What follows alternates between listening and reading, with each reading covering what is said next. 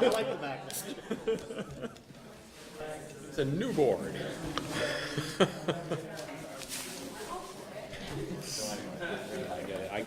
No. Has everybody signed in? Good. If you have not signed in, please do so. Please do it legibly.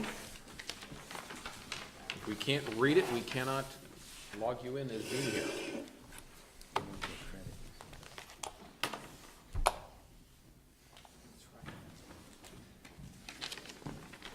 Professor for you.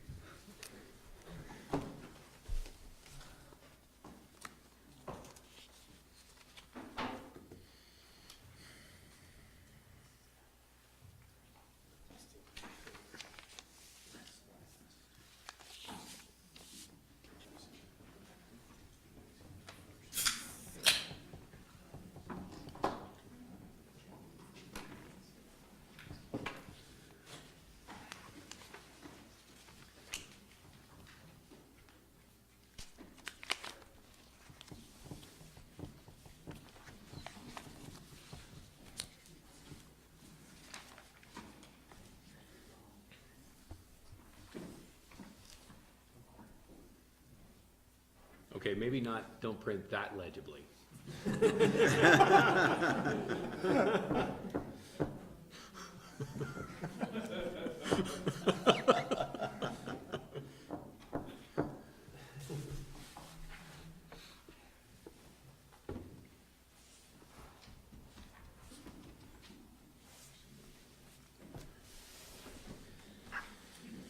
There we go. Good? Yeah, a little scattered. Crazy day. Yeah, tell me about it. Me too. Busy, busy, busy.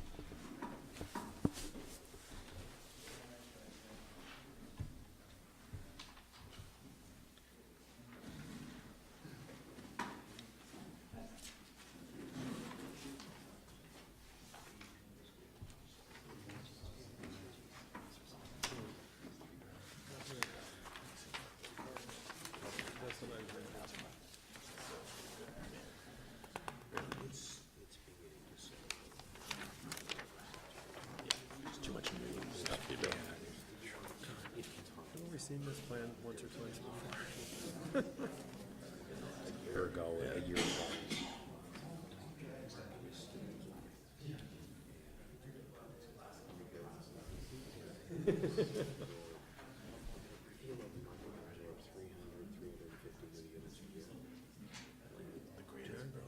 Right around, yeah. You know, the last 18 months, we got 650 units. So we're, you know, we got two year supply in 1 year, and you could feel it. You could really feel it. Without, at least it doesn't feel like a major increase in employment. Right. Like, where are these? Right. Is So people just? there has been a fair amount of new employment from what we're seeing. And, you know, I think it depends on number two. State agencies, the hospital. Hospital, yeah. They were UVM. all UVM. They were all adding, and that has slowed down too. Yeah. So- It'd be nice to see some of the private sector It would. jobs expand, right? Yeah, well, Yeah. so it's, you know, overall, I'd say it's pretty good. But I think we're feeling a palpable slowdown.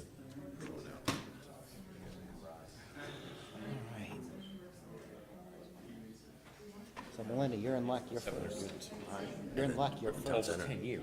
Yeah, that's true. Right. And then whatever it's called now, the Burlington Town Center. That's Oh, yeah, another. that's 400 years. Yeah. Burlington Town Center. Yeah, actually, Okay. she's up first, so. Okay, everybody now signed in? I'm going to assume that's the case. All right. Great. No red light on that thing? No, nope. Okay, all right, great. We are going to bring the meeting to order at 7:06. Today is Tuesday, October 24th. Welcome, everyone, to the Town of Williston's Development Review Board. There are 4 items on the agenda for tonight. We're going to start off with DP 14-06, amendment number 1 for Mr. and Mrs. Howard and Janice Novak. And I guess Jason Law Green as well. So come on up.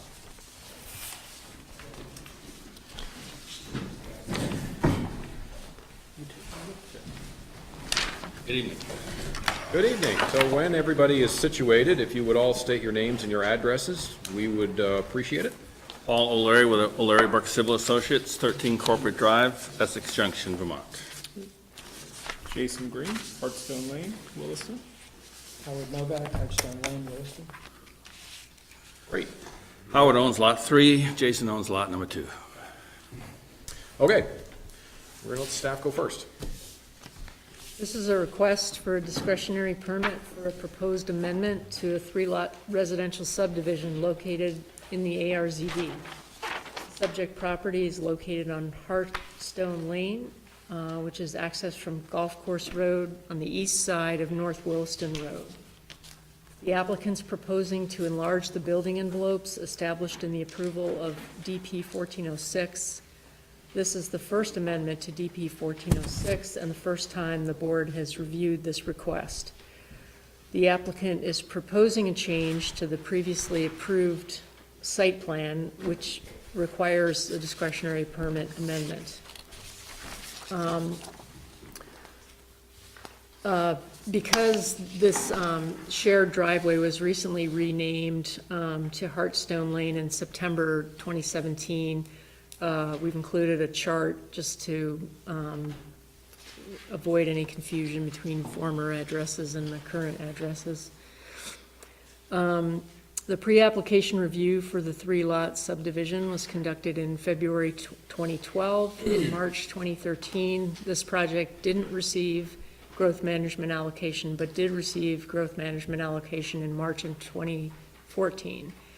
The DRB approved the subdivision as DP 1406 on May 26, 2015. Administrative permits for driveway construction were issued for Lot 2 and Lot 3 on September 28, 2015. Lot 3 received an administrative permit on May 1st, 2017 to build a single-family dwelling. Lot 2 has not yet submitted an administrative permit to build a house. The project's located in the ARZD. However, the 10.45 acre parent parcel is just below the 10.5 acre threshold of the 75% open space requirement. Thus, it's not considered an open space subdivision. Lot 1 at 6.25 acres contains the existing house and is not affected by this proposal. Lot 2 and Lot 3, each at a little over 2 acres, are new building lots approved or created by DP 1406.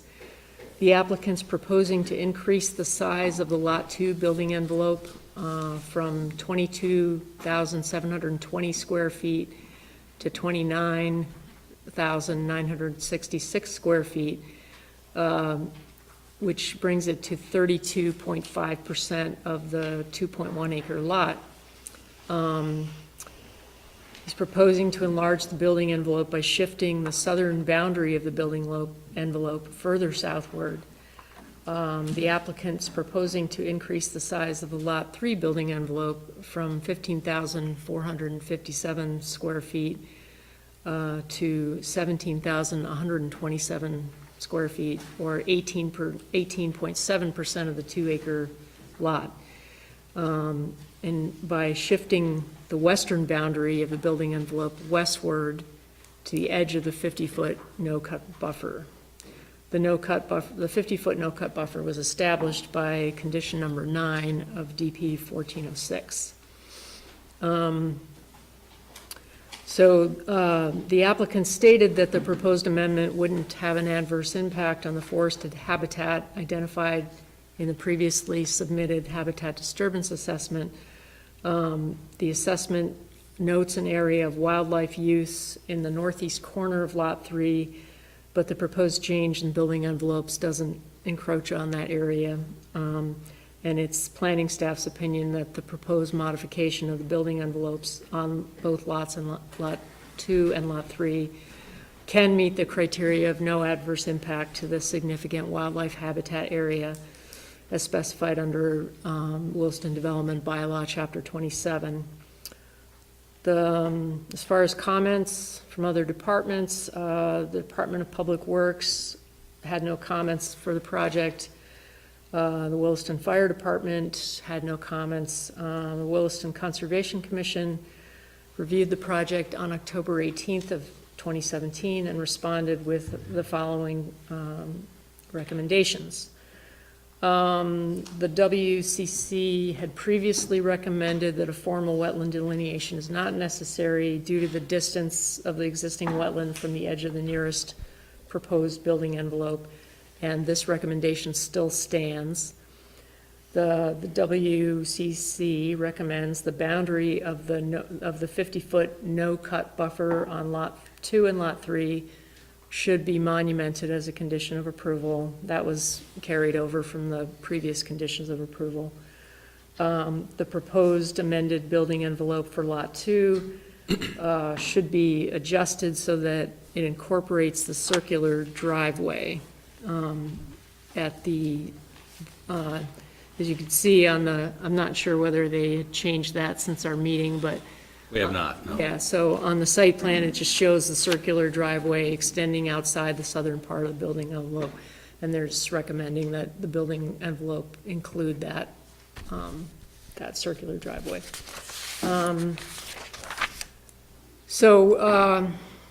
I'm recommending approval of this discretionary permit with the recommended findings of fact and conclusions of law and conditions of approval that I provided below. Great, thank you. Paul, what would you like to add? Very little. The site plan shows the actual houses that we're proposing to build. Lot 3 is well under construction. Lot 2 hopes to begin this fall. We're in agreement with the proposed conditions as written. Okay. Questions from the board?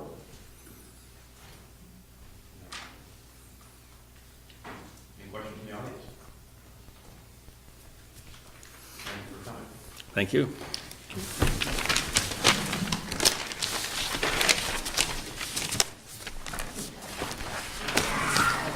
Close DP 14-06 Amendment Number 1, Novaks and Greens at 7:16.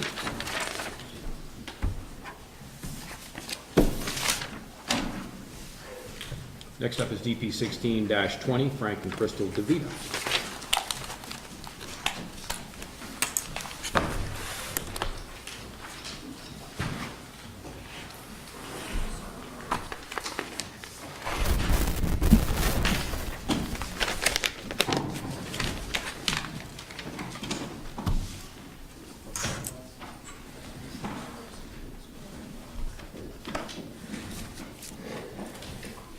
Welcome. Good evening. Thank you. Good evening.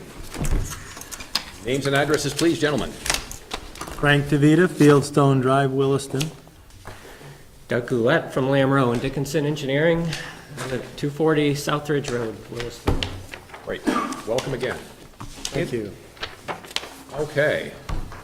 Mr. Bellabo, is this you? Me. All right.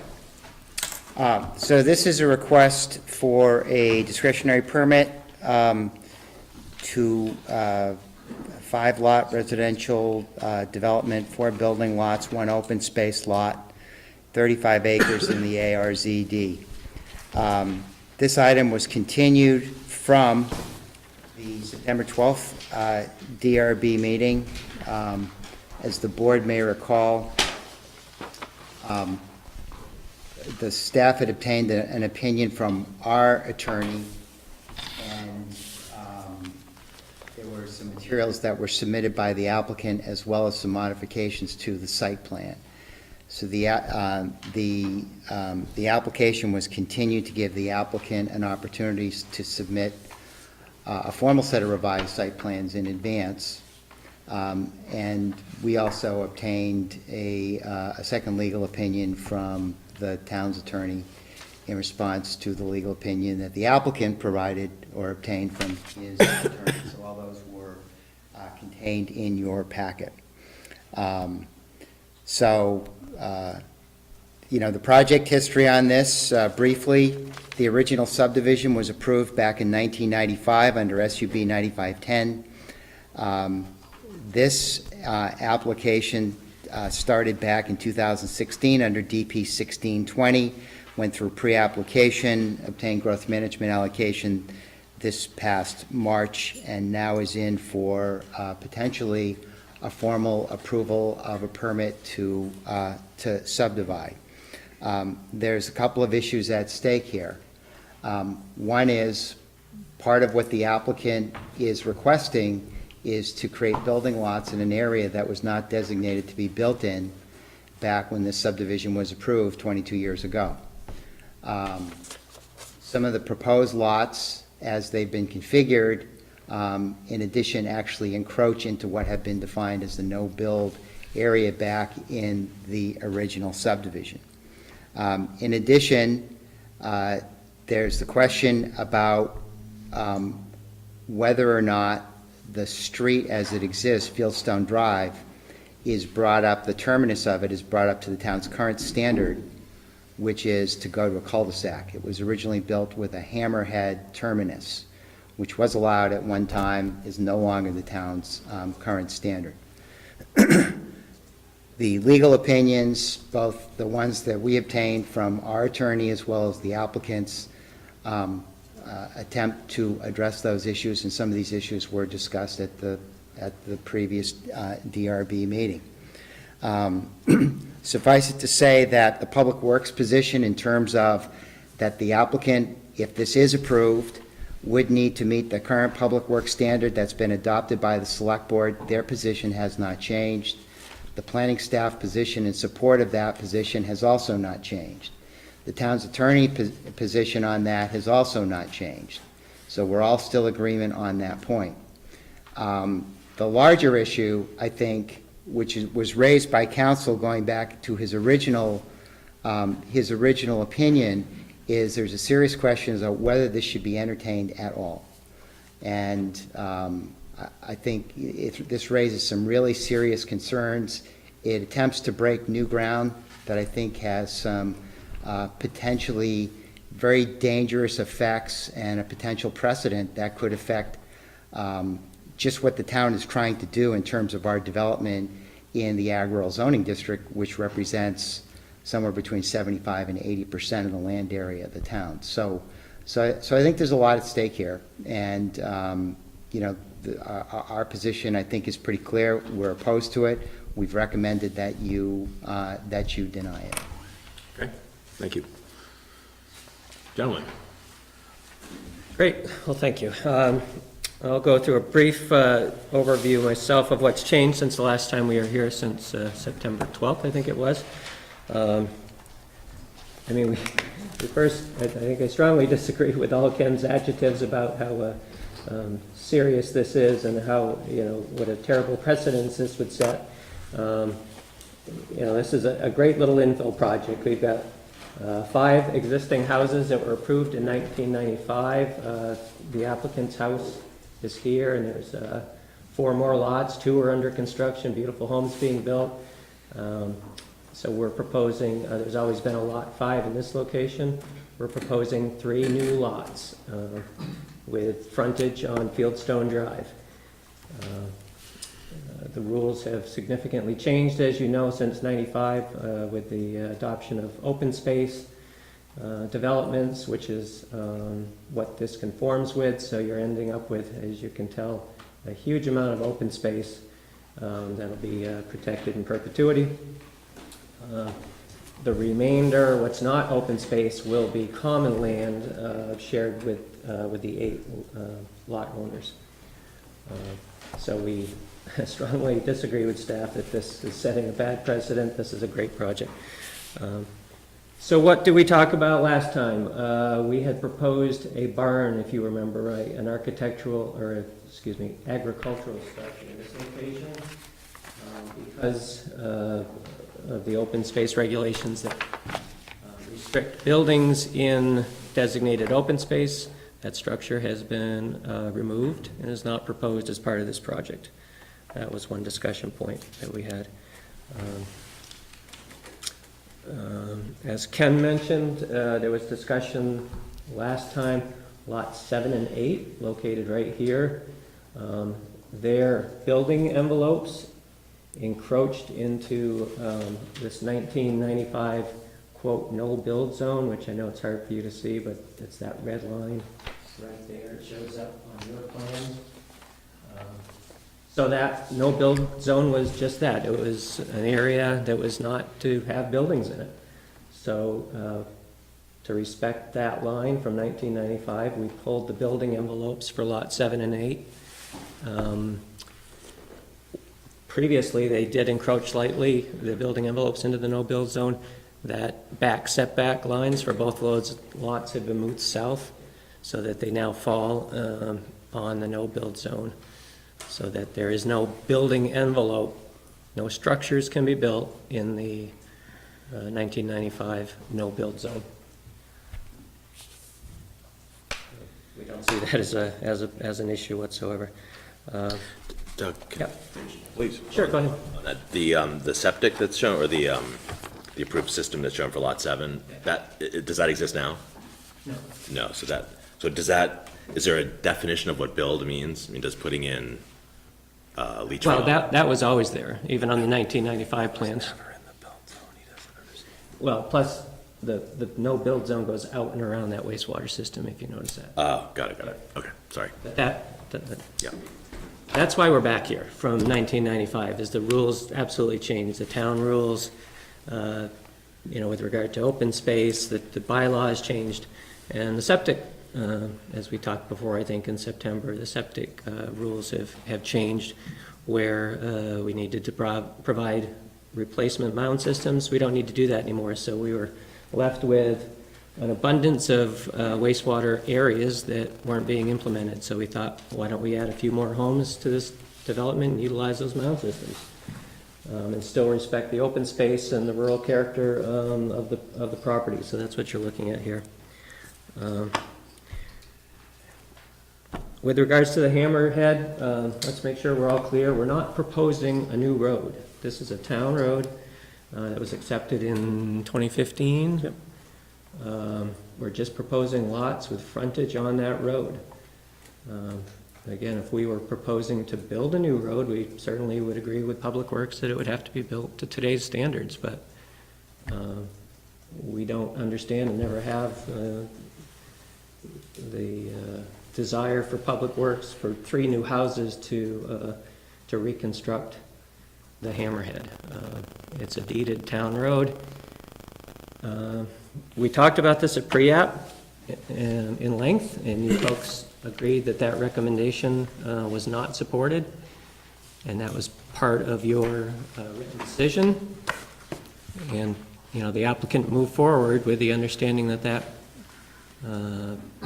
decision would be upheld moving forward. So, as you know, after pre-app, that's when we start spending the big bucks, doing all the design of stormwater, wastewater, lot layout, property plats, and, as a result of that, we moved forward with this layout. And since then, we've got a state wastewater permit issued for the project, we've got a state stormwater permit issued, we've got a construction general permit that's been issued for this project. We're just waiting for a couple loose ends on Act 250, and that was all based on the premise that you were happy with the road layout that we presented at pre-app. We absolutely, irregardless of all the attorneys' posturing, we think, what's said here and documented at pre-app is important, and we took it for face value that you wouldn't change your mind on such an important issue as that roadway issue. So we got what we thought was clear direction that you didn't support Public Works, so we move forward. Lastly,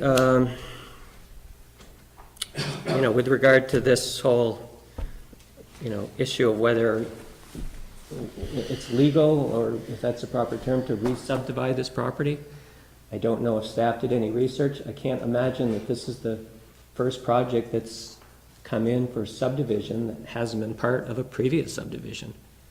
I just can't believe that. So I don't see what precedent we've set here.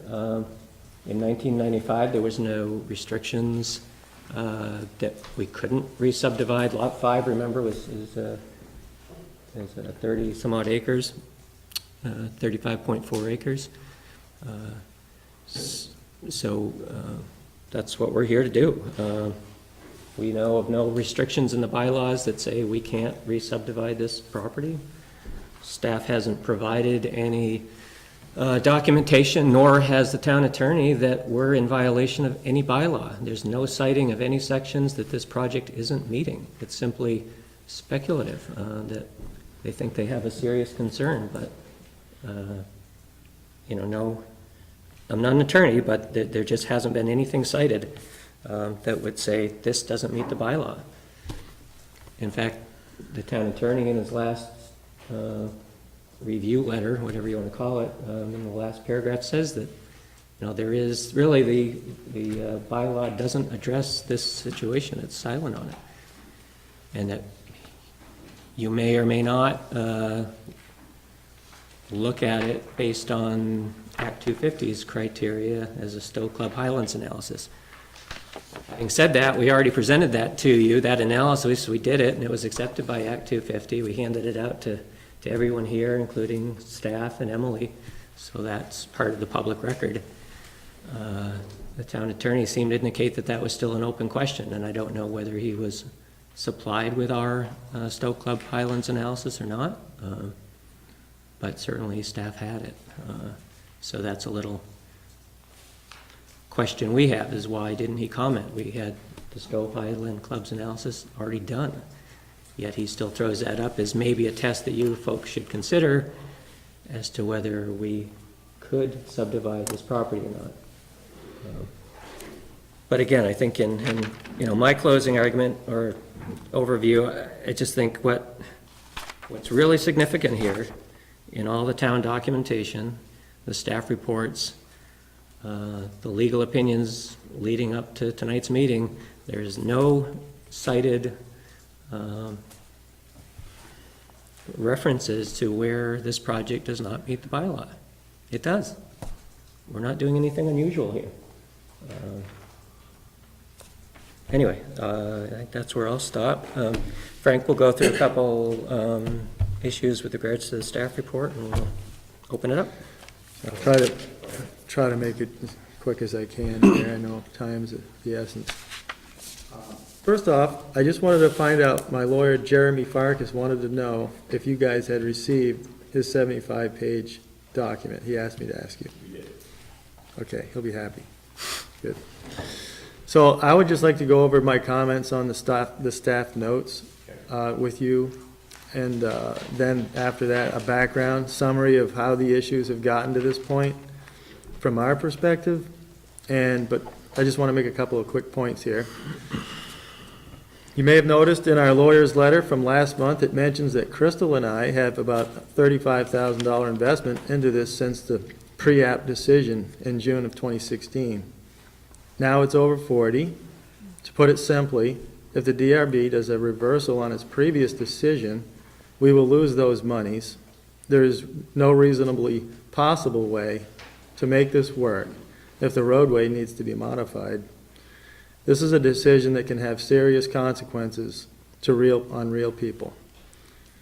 Further, Crystal and I feel that the taxpayers of this town, which are most of us here, deserve to be treated with respect and fairness from the town to which it supports financially and to which it contributes socially.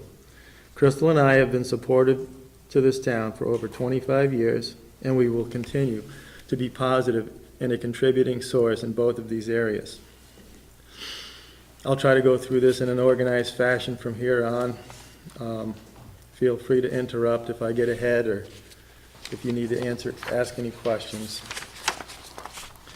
Just going to project history, second paragraph, minor comment. On that June 11, 2013 initial pre-app, we withdrew because the approved conditions required forfeiture of the 95 approved public roadway, turning it private. There was some unclarity as to why we dropped that. I just wanted to explain that's what happened. Into the open space, touching on some of what Doug mentioned.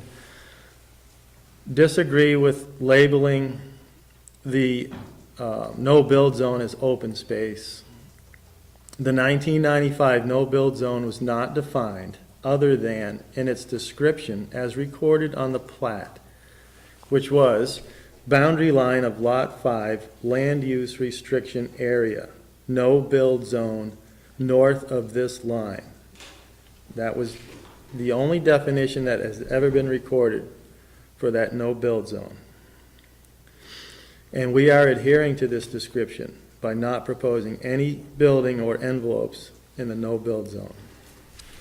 Moving further, the Conservation Commission's section, just want to make clear that our current revised proposal adheres to those requests. Moving further to the Public Works section, at the end, before the Fire Department section, I just want to say that last statement about the legal opinion, I think it's arbitrary. As Doug said, we're not asking for a street design approval. We have pointed out exhaustively that we're proposing 3 new lots with driveway access to an existing public roadway. Okay, so moving further down to the Fire Department section at the end, our interpretation of this revised statement from the fire chief is that he does not require a pond or a buried tank. Now, discussion section.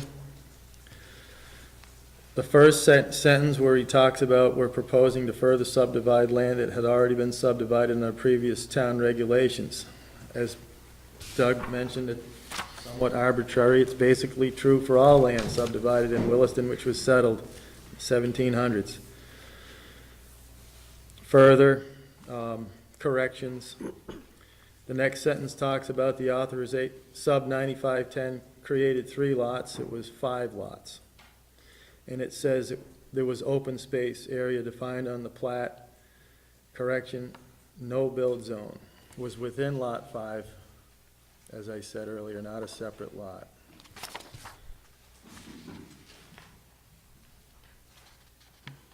Legal opinions. At the end of that first paragraph, my comment is, both of these legal opinions were retained from, both of the legal opinions of the town lawyer were retained from our receipt and review for several weeks until just days prior to the hearings, leaving us with no time to respond and little time to prepare. This is, in my opinion, just unprofessional. Would you like to continue to have time to prepare? Yes, sir. Okay. I'm going to ask you that question again, down the road. Sounds good. Recommendations, at the end of that paragraph, before findings of fact. Just simply want to say we object to the recommendation. Crystal and I request the DRB to approve our current proposal, and we urge the DRB to consider all of the points we have made consistently with support of the public, and which we have had concurrence with throughout the previous 2 portions of this subdivision process. Moving on to findings of fact. Number 1, the correction. 386 Fieldstone Drive is the 911 address of existing lot 5. That's 386. Down to number 3, findings of fact. I believe this is irrelevant. There was no expiration or time limits imposed on the completion of our subdivision or the roadway.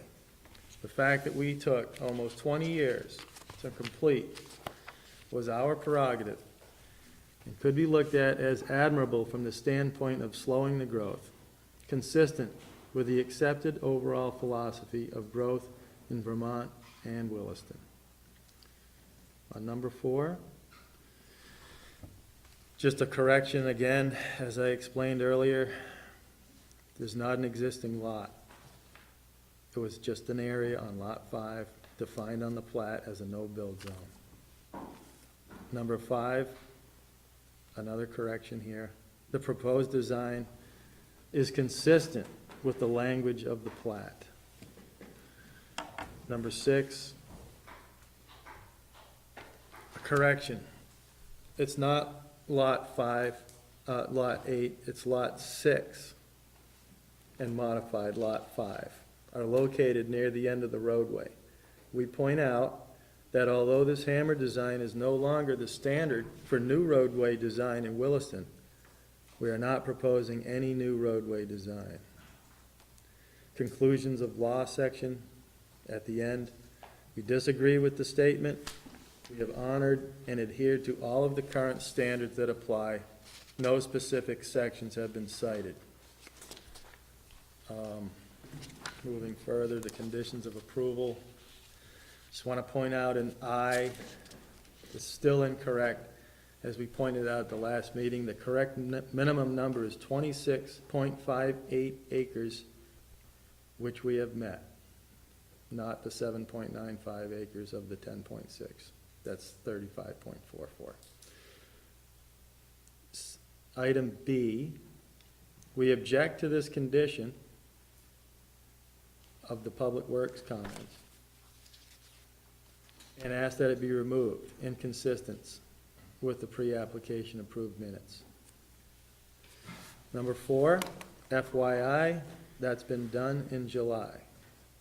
Couple emails to Melinda. Number 6, no comment right now on that. Number 10, we concur. We present non-conflicting material that is consistent with the decision of the DRB at the pre-application hearing. Brings me to the proposed motion. I just want to say we object to some parts of the motion. If you'd like to take a note, you're welcome, but I just wanted to point out that line 5 into 6, request to please omit, accept the findings of fact and conclusions of law proposed by staff for the review of the DP 16-20. 3 more requests in that. Line 6, please replace the word deny with approve. Line 6, please add DP 16-20 before discretionary permit. And finally, on line 7, please change 5-lot residential development to subdivision. Now I'll just try to quickly wrap things up with the background history and try to put a little light on why we're having these issues. Spring of 2013, in preparation for the initial 1-lot pre-app hearing, the planner suggested, I'm going to refer to the planner as, I'm going to talk in the third person for clarity here, and so you can follow, and I'll refer to the planner as planner and like Frank DeVita as FD, so on. Planner suggested to FD that he see Public Works Director, who I'll call PW. FD visited with PW and PW office, and the meeting went very poorly.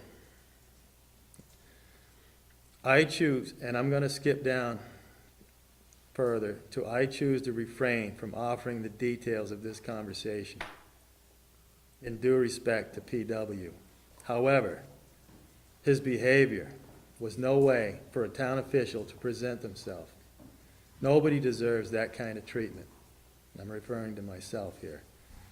I was provoked and put on the spot to defend against his behavior in only a way that came to me at the moment. I regret the way the entire conversation was handled.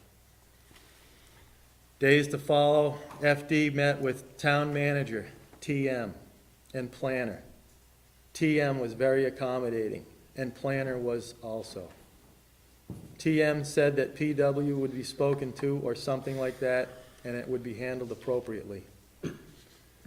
Shortly after this meeting, the planner confirmed that Fieldstone Drive approved roadway design was vested from the town's standpoint and could be pursued.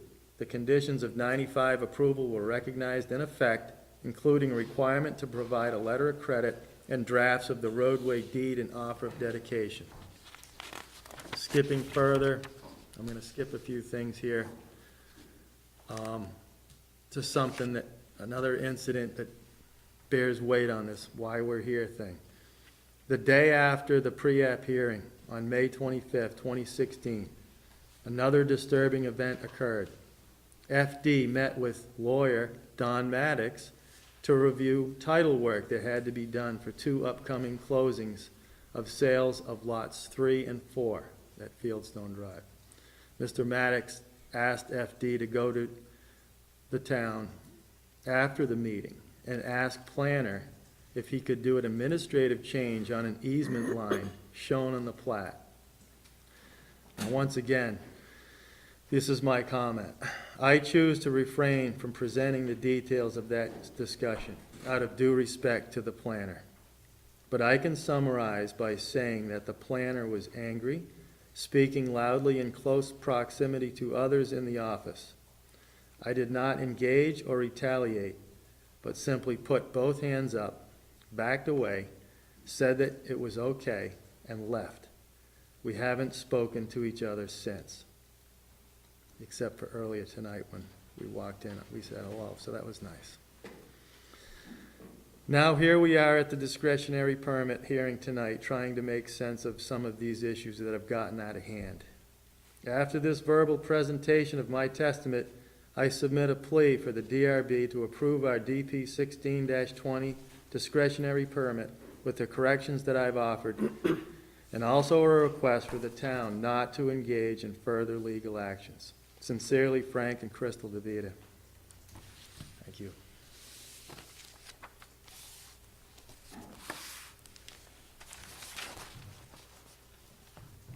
Is that it? Are you complete? Doug, anything else you want to add before I open it up to the board? No, good. Questions from the board? To refresh my memory, since this has been going on a while, can you point out how you were going to access lot 5 initially, when it was a single lot and a single building lot?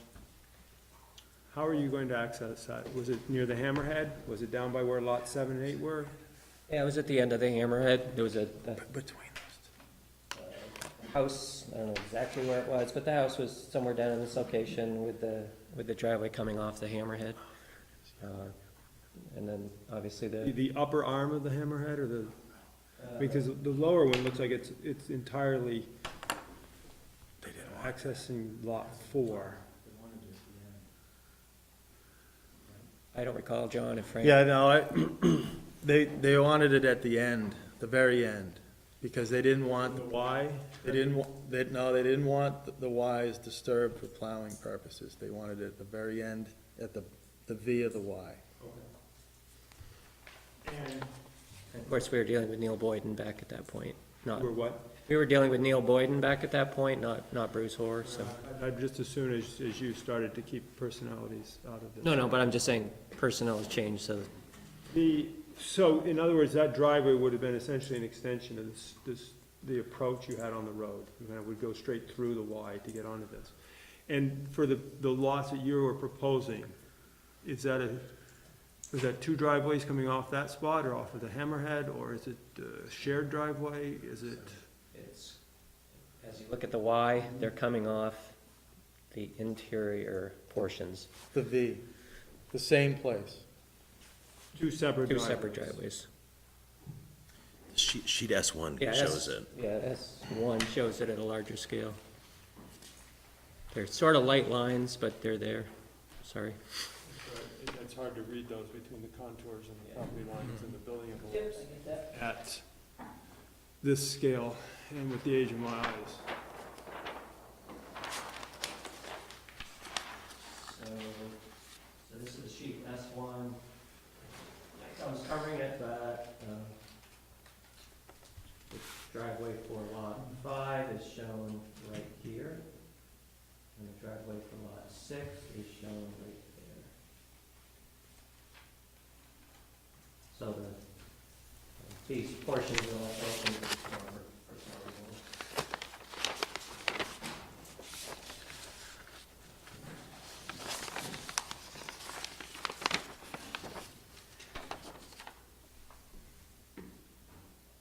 More questions, John?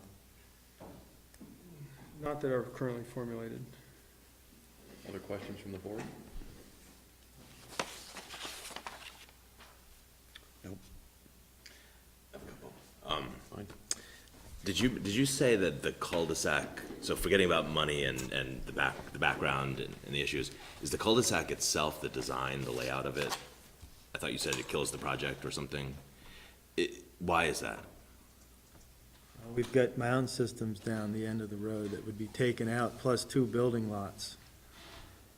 What's the rate, is it a, what? Big. 50-foot radius? I don't have the specs here, but it's big. It's kind of a teardrop Yeah. with a 50-foot radius along the outside. I don't recall the length, but And so the area is much bigger than the hammerhead? yes.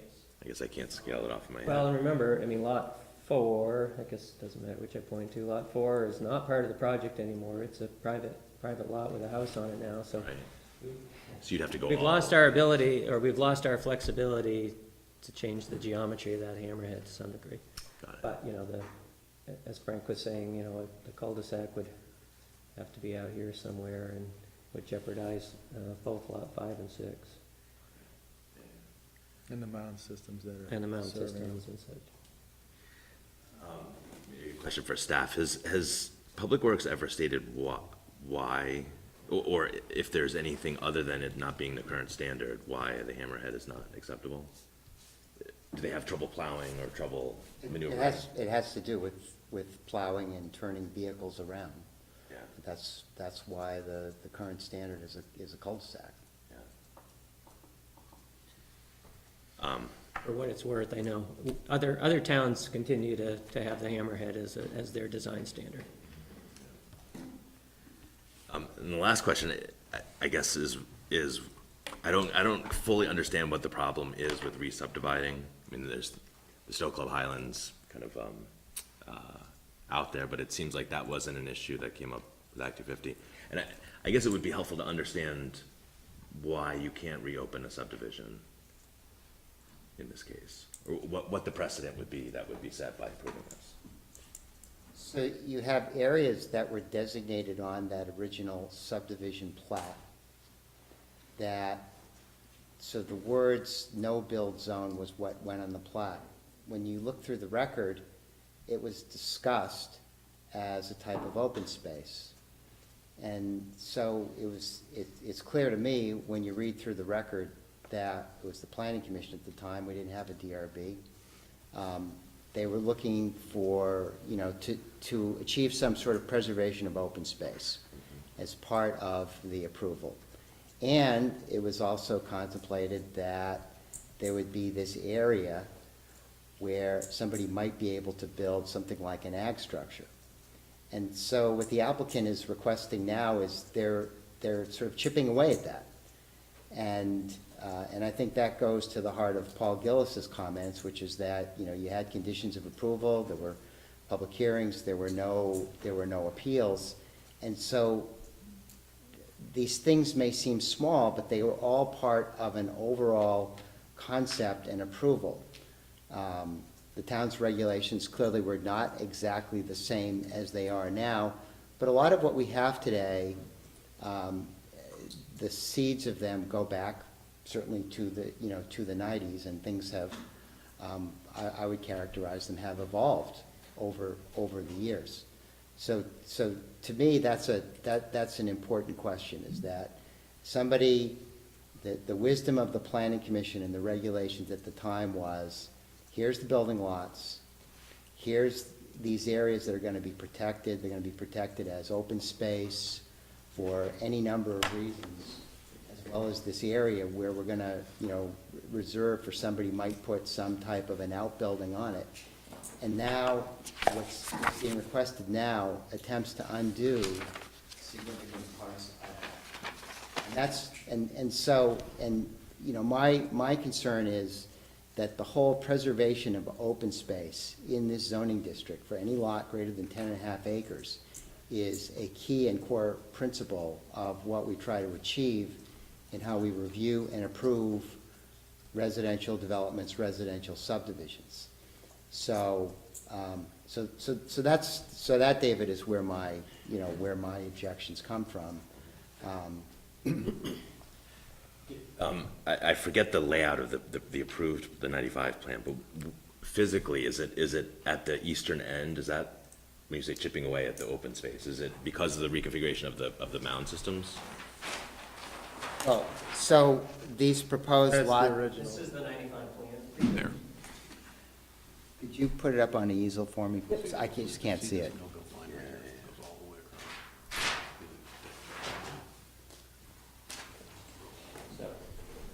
So the no-build zone has remained the same, we're not chipping away, everything is underneath the no-build zone. Here are the lots. There was a large accessory building envelope, so they could build whatever they wanted in there, not primary residences, but accessory. Very large building envelope here for lot 5, and then remember, lot 5 wasn't open space, this was all privately owned property on lot 5. And the medium green stuff was for anything. There wasn't any restrictions over there. You know what I All we were mean? saying is. So right now, we we're can't offering, build structures here, that's all that we were saying. we're offering common land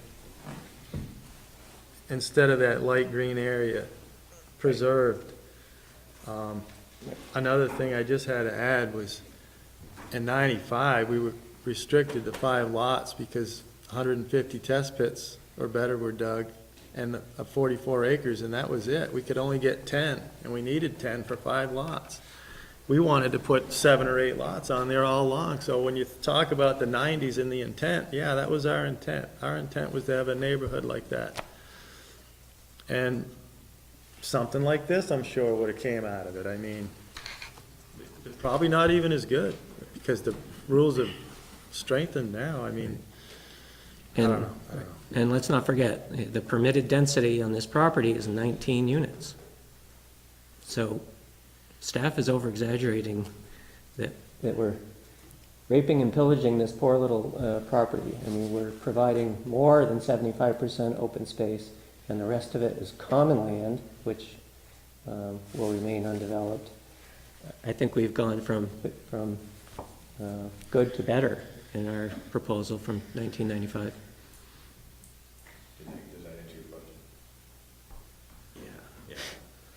But the idea that once a piece of property is subdivided, it can never be further subdivided, is that what we're saying here? Or is that what staff is saying? Well, so what I'm saying is that what's being proposed is attempting to undo some of the elements of what was approved as part of the whole of that SUB 9510. So as Doug has correctly pointed out, there is the no-build area.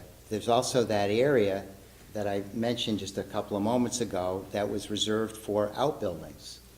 And now we're talking about carving out building lots in there. So that's a different thing. And my point would be that all of these things were designed to go together, including the layout of the street. I mean, all those things, they were, you could look at individual components of it, but all that stuff was designed to go together. So that's really what I'm referring to, is that, so we have on the one hand, we have lots, 2 portions of 2 proposed lots to encroach into what was designated as the no-build zone. And in addition, both of those lots are being proposed in areas that were never conceived to be for building areas for houses, that was for outbuildings. And given the note on the plat, it seems clear that those were really thought of as being in support of the open space or the no-build zone, which I believe that may be prime ag soils as well. So that's where the objections come from. Can I just say one quick thing? Sure. One quick. Go ahead. Okay, so when Ken's referring to the carving out building lots, I just want to make it clear that the accessory building envelope was this light green area here, where anything could have went in there, anything. This was a 35-acre farm and designated to be a farm. We're proposing that lot right there, what's that one, 8? Part of lot 8 encroaches into a small piece of that accessory building envelope. Not 2 lots, part of 1. This is all going away now. No buildings are gonna be there. These people right here who are gonna be part of this association are gonna have preserved distant views forever, because this is protected. And they've expressed that, to me, a number of times, that that's very important to them. As a matter of fact, I had to put it in the deed for Lot 4, that there couldn't be anything in his view shed. So they're elated that this is going away. And we're just taking a small section of it, and we're just, like we said over and over, I think we're just improving things out there, really. I mean, if anything, we're enhancing the intent of the 95. And I just go back to, the bylaw is the rule book for you folks. Where does it say in the bylaw that we're doing something that shouldn't be done? It doesn't exist.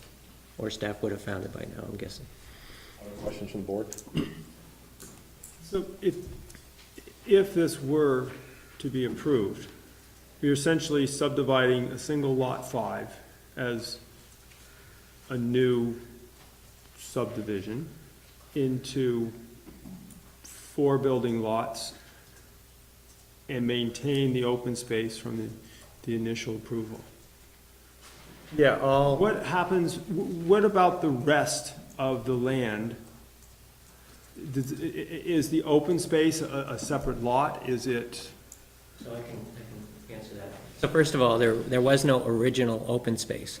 Lot 5 was totally private Well, with an area that they couldn't. we have no build.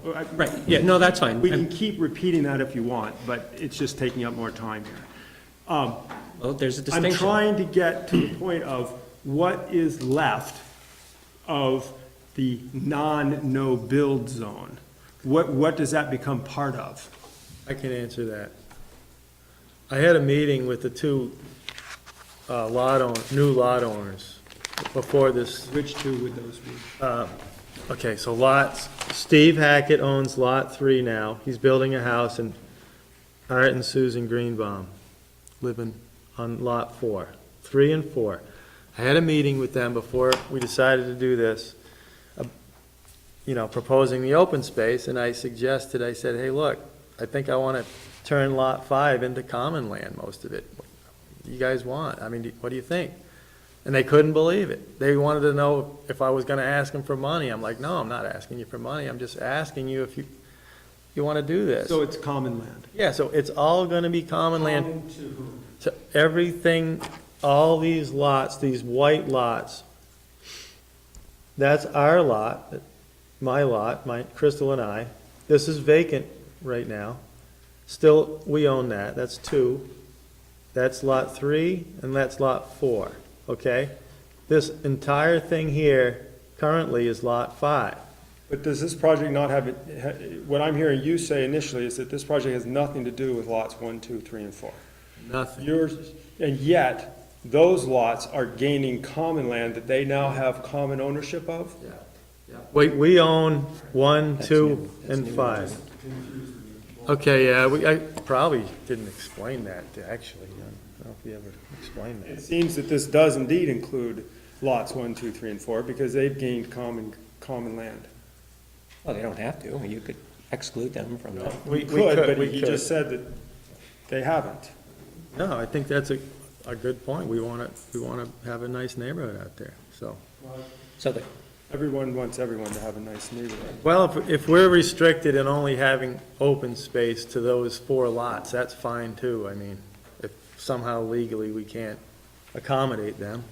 But they'll be happy anyway, knowing that it's a non-build zone, so. Is there a homeowners association with this neighborhood? Well, officially, it hasn't been, until the approval has been issued, it hasn't been registered with the state, but everything's been prepared. Bylaws and. And who would be members of this homeowners association? The proposed members right now are myself. Which lots would be involved? Okay, the proposed members are one, This one works better. That pen won't do it for you.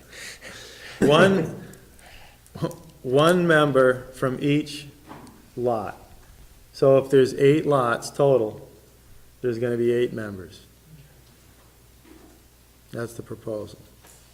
And right now, Crystal and I own lots 1, 2, and 5, and Steve and I are on the other 2, so there's 3 of us, basically.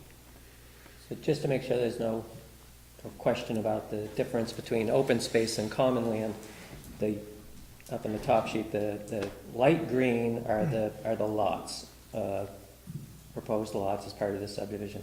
The 2 darker shades of green are all of the common land, if you will. So the common land amounts to 31.7 acres. So that's, all of this will be all common land. Of that, 26.7 plus or minus will be designated as open space as required by the town. That is everything above this no-build line. The red. This is all open space as opposed to common land, just to make that difference.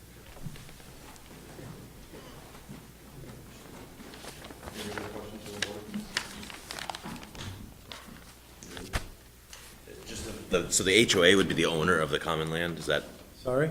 the homeowners association would own the common land? Is that a lot 9? Is that a separate lot? It's labeled C1. C1, I think. There's 2, C1 and C2. Oh, sorry, C2. C2 is the big, C1 is where the 4 of the mound systems are. So right, C2 would be all of this green I just referred to. C2, did I just say that? That's C2. Yeah, That's C1. C1 is this little strip here, which is 4 mound systems. 4 mound systems. So that would be common land ownership as well.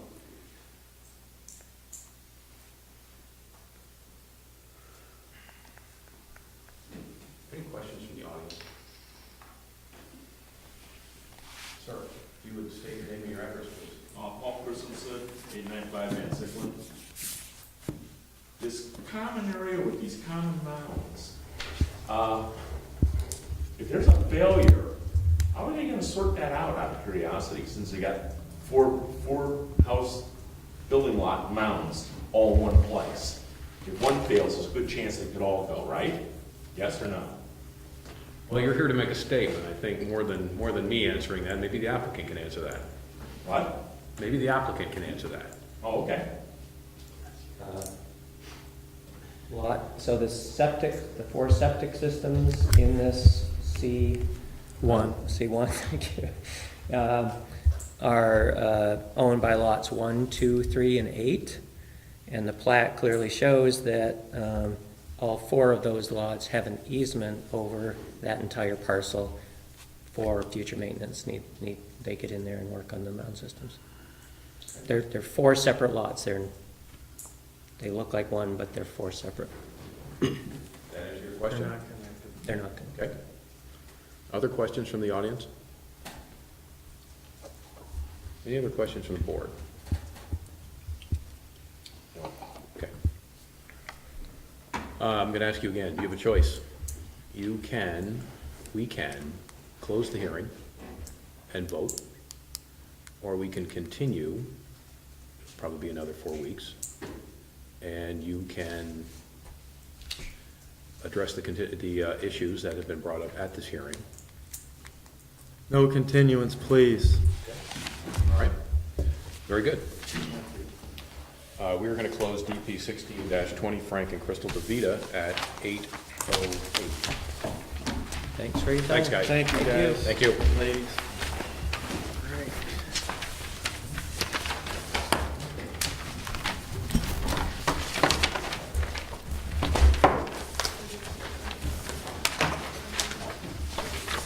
Okay.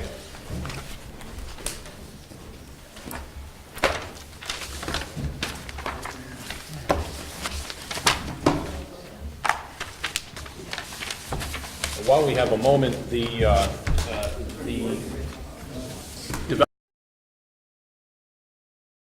tonight and will be taking her seat on the board at the next hearing.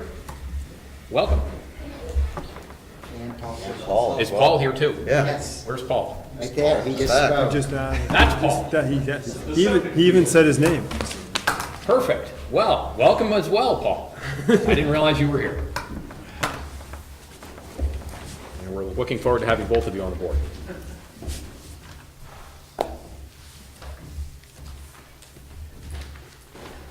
Okay, next up is DP 18-05, Brian Harnett.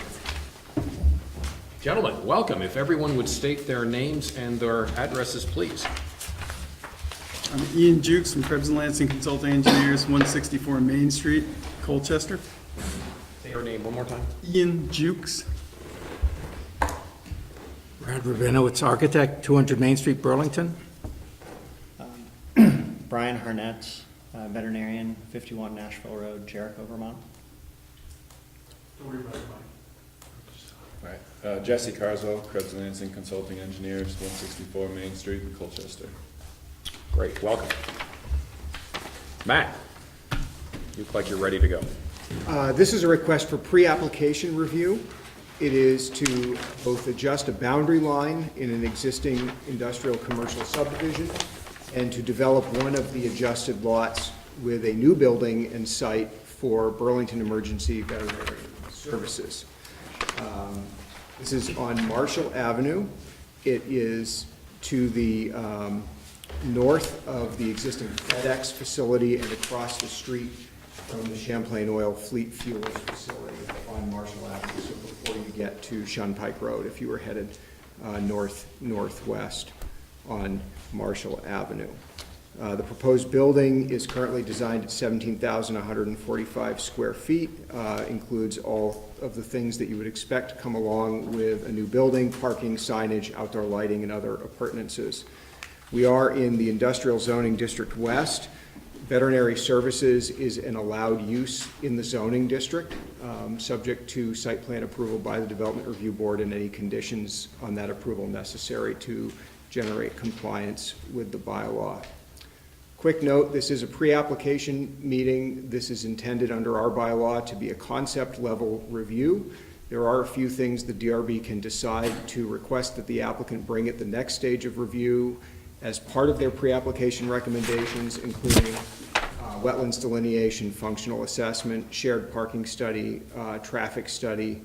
There's a few other determinations I've listed there that aren't really applicable to this one, related to infill developments, transfer of development rights, or specific plan that the DRB can also apply at pre-application. So this property is currently undeveloped. It's a big open field. The subject lots currently have the same tax parcel ID number in Williston's system. So certain maps, if you were to go look for them, they actually show up as one, but there is a dividing line there, and it's a line that was created as part of the original production park subdivision in the area. As I mentioned, the proposed use is an allowed one in the I-West. The building is a little under 18,000 square feet. There is a boundary line adjustment proposed to create a more regular lot that would fit the proposed building, parking, and other appurtenances. At this point, we don't have a full lighting plan, nor would we expect one, but the staff does note that outdoor lighting will require a complete lighting plan, photometric plan showing compliance with all of the maximum intensity, no light trespass, uniformity ratios, et cetera, that are required under our bylaw. In terms of setback and landscaping, I've tried to identify for the board and the applicant what the likely allowable landscape buffers are for this project.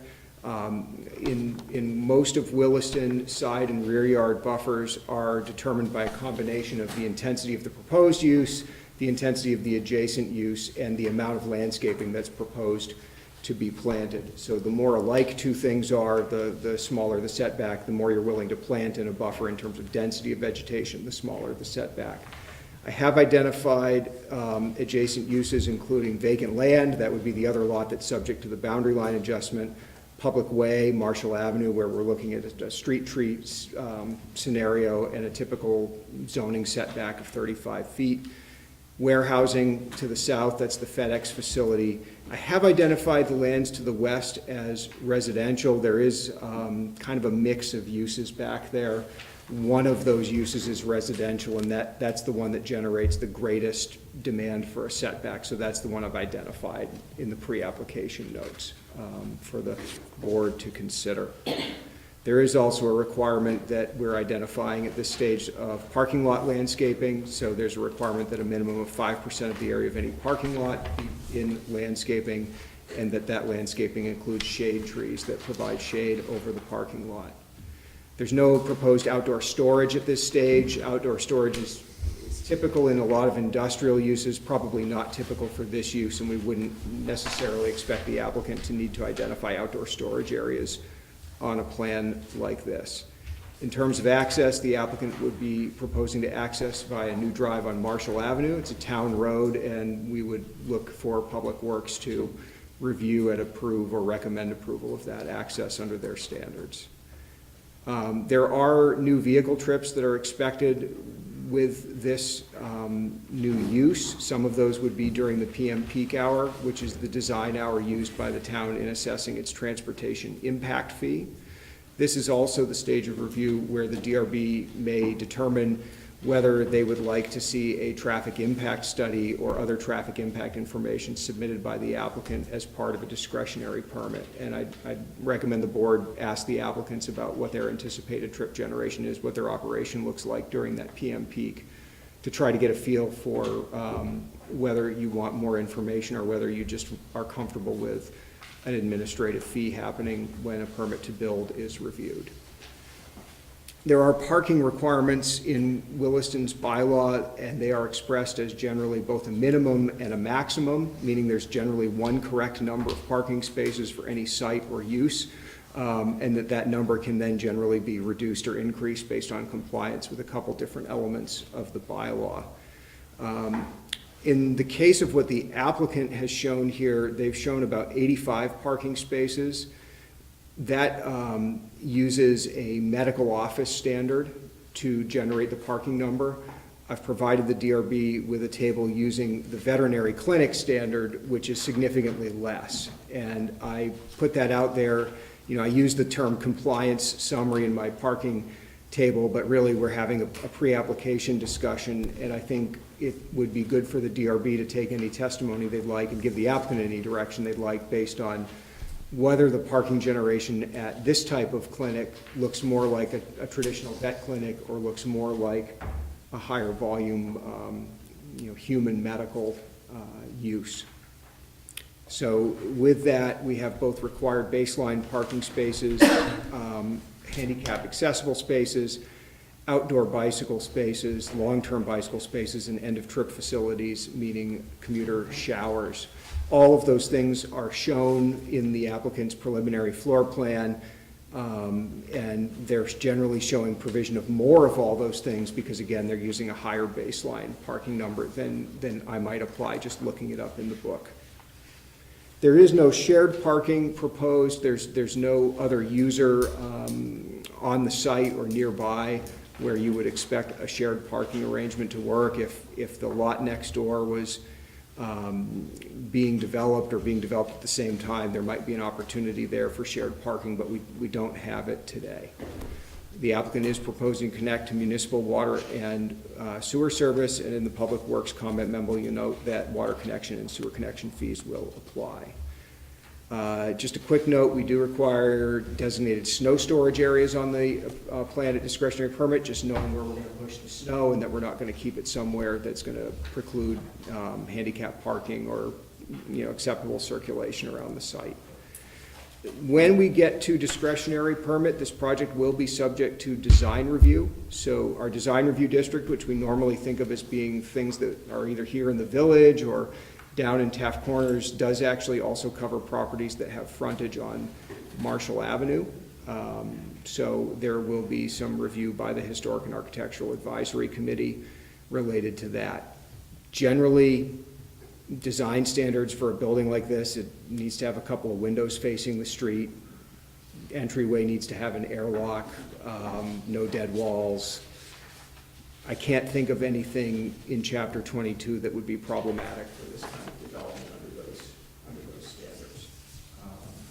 I should also note that in the industrial zoning district, unlike much of the rest of the design review district, we do allow buildings to have parking between the building and the street. So we don't require parking to all be at the rear side of the building like we might in Taft Corners or our mixed-use districts. Development agreement, a complete draft development agreement guaranteeing all of the required public and private improvements will be required as part of the discretionary permit application. There is a boilerplate development agreement in our bylaw the applicants can make use of if they'd like. And I just note that because sometimes it takes people by surprise when they come in to submit the discretionary permit.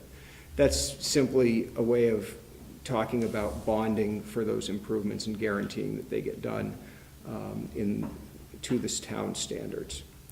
We did receive review from Police, Fire, and Public Works for this project. There were no comments from the Police Department. Public Works and Fire comments are attached and generally show sort of typical comments from Public Works, show all utilities, provide documentation related to stormwater permitting, pay water and sewer fees.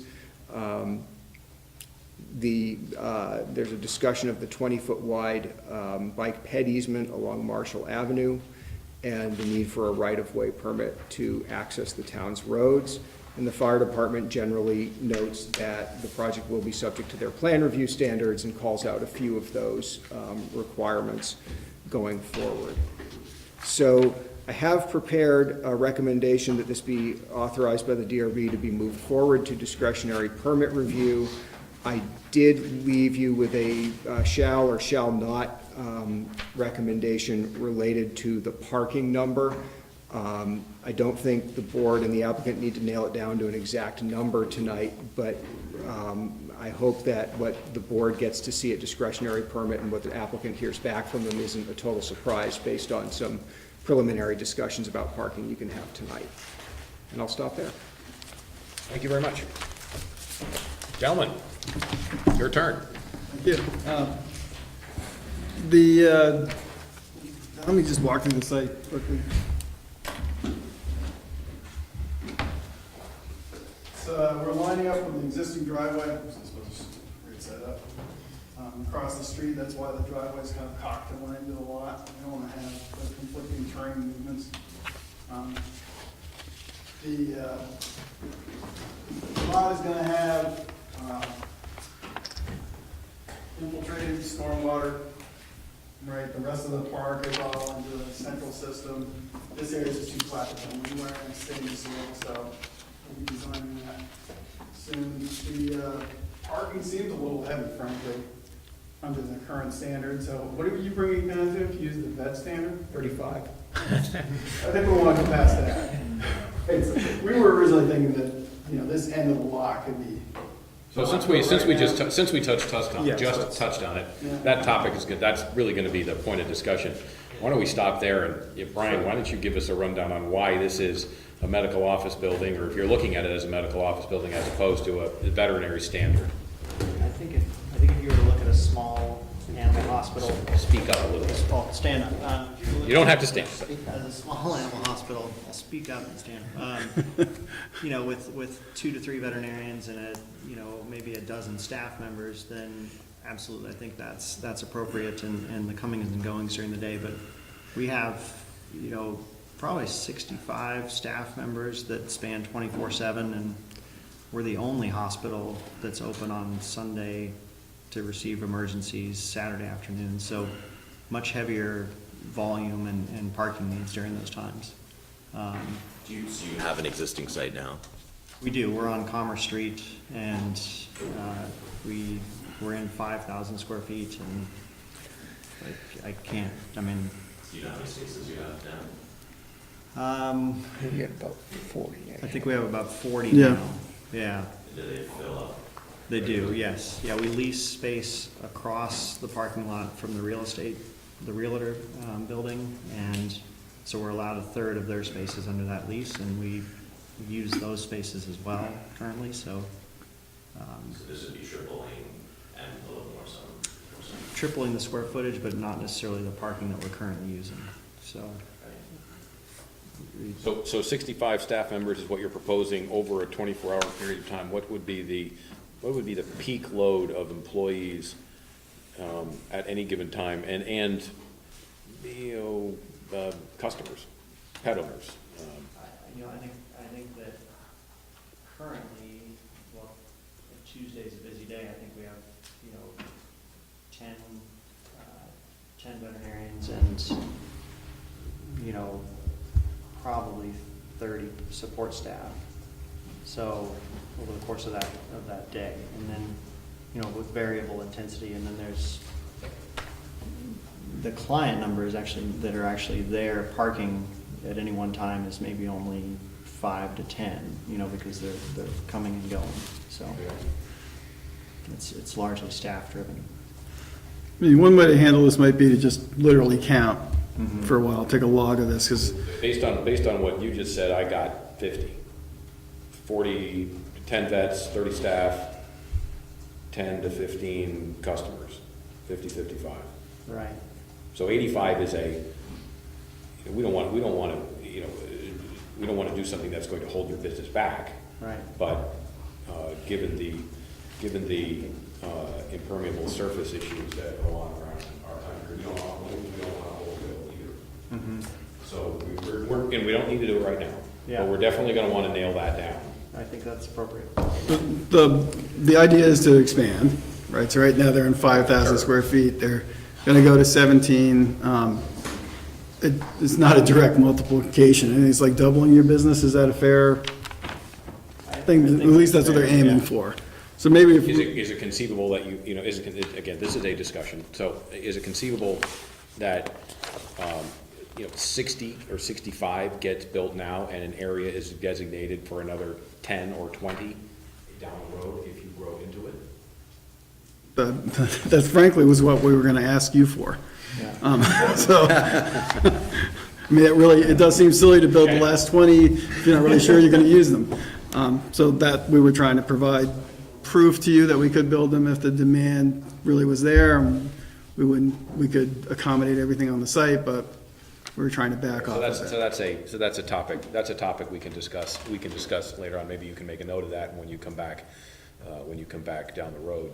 That's part of your presentation. Scott, if I may? Yeah, please. As I understand the nature of what you guys do is you're not your garden variety, you're a hospital, right? So, which is why you have all the staff, right?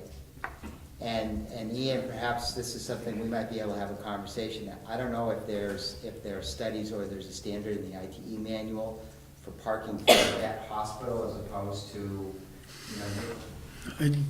I don't believe there isn't for a hospital, no. I'm just trying to think through this, because I understand that you're different from, like, where I bring my dogs to, it's, there's, a few people at a time, but you need a lot of staff because you have dogs and cats and birds, I guess, no?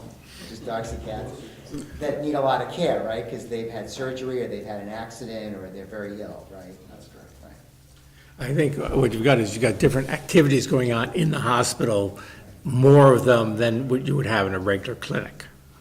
And specialists, whether treating for chemo, whether treating for surgeries or other things that are going on, you don't have those kind of things happening in a regular veterinary office. Maybe that's part of that, we need to have a discussion around that, as a way of understanding, what's an appropriate number of parking spaces. Okay, all right. I would add to that, I guess, in the same vein, looking at, so on sheet C2, you use medical office for calculating parking requirements, but then the veterinary clinic for trip generation, ITE. I think if you're looking at, what's the right use for parking purposes, you should also think about trip generation.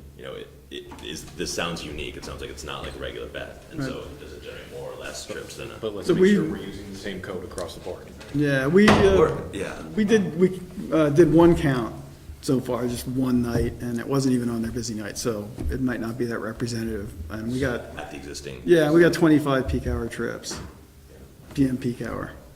So, if they double their business, that'd be in the 50 range. but we have to do more counts. I mean, it was one night, it was on a Monday, Tuesday and Thursday are really their big nights, so we'll try to get you a representative sample of that, so we all at least know what the existing facility's doing.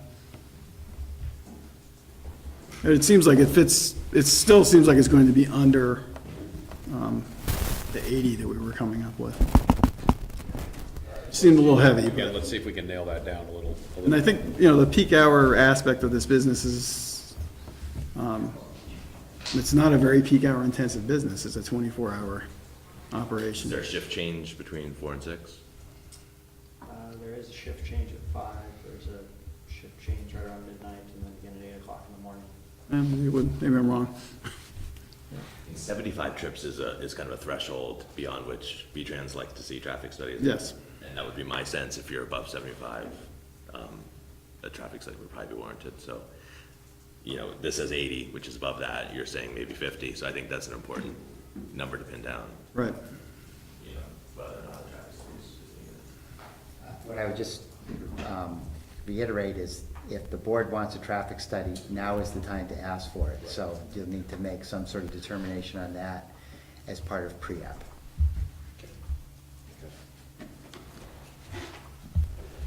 Okay, gentlemen, keep going. And let's, is there any other questions from the board on parking, traffic? Okay, go ahead. The normal things are gonna be part of this thing. There's a 10-foot, I guess it's a multi-purpose path, goes across the front of the property. It's got a bob and weave around the existing electric out there, but it can be done. The landscaping, et cetera, let Brad go into that.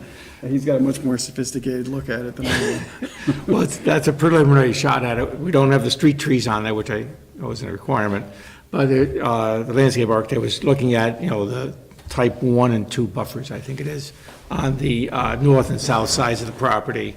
The rear of the property, which is, I get my orientation there, on the left-hand side, there's a lot of existing vegetation there, so that's quite a distance on that side, so the buffer there seems less of an issue.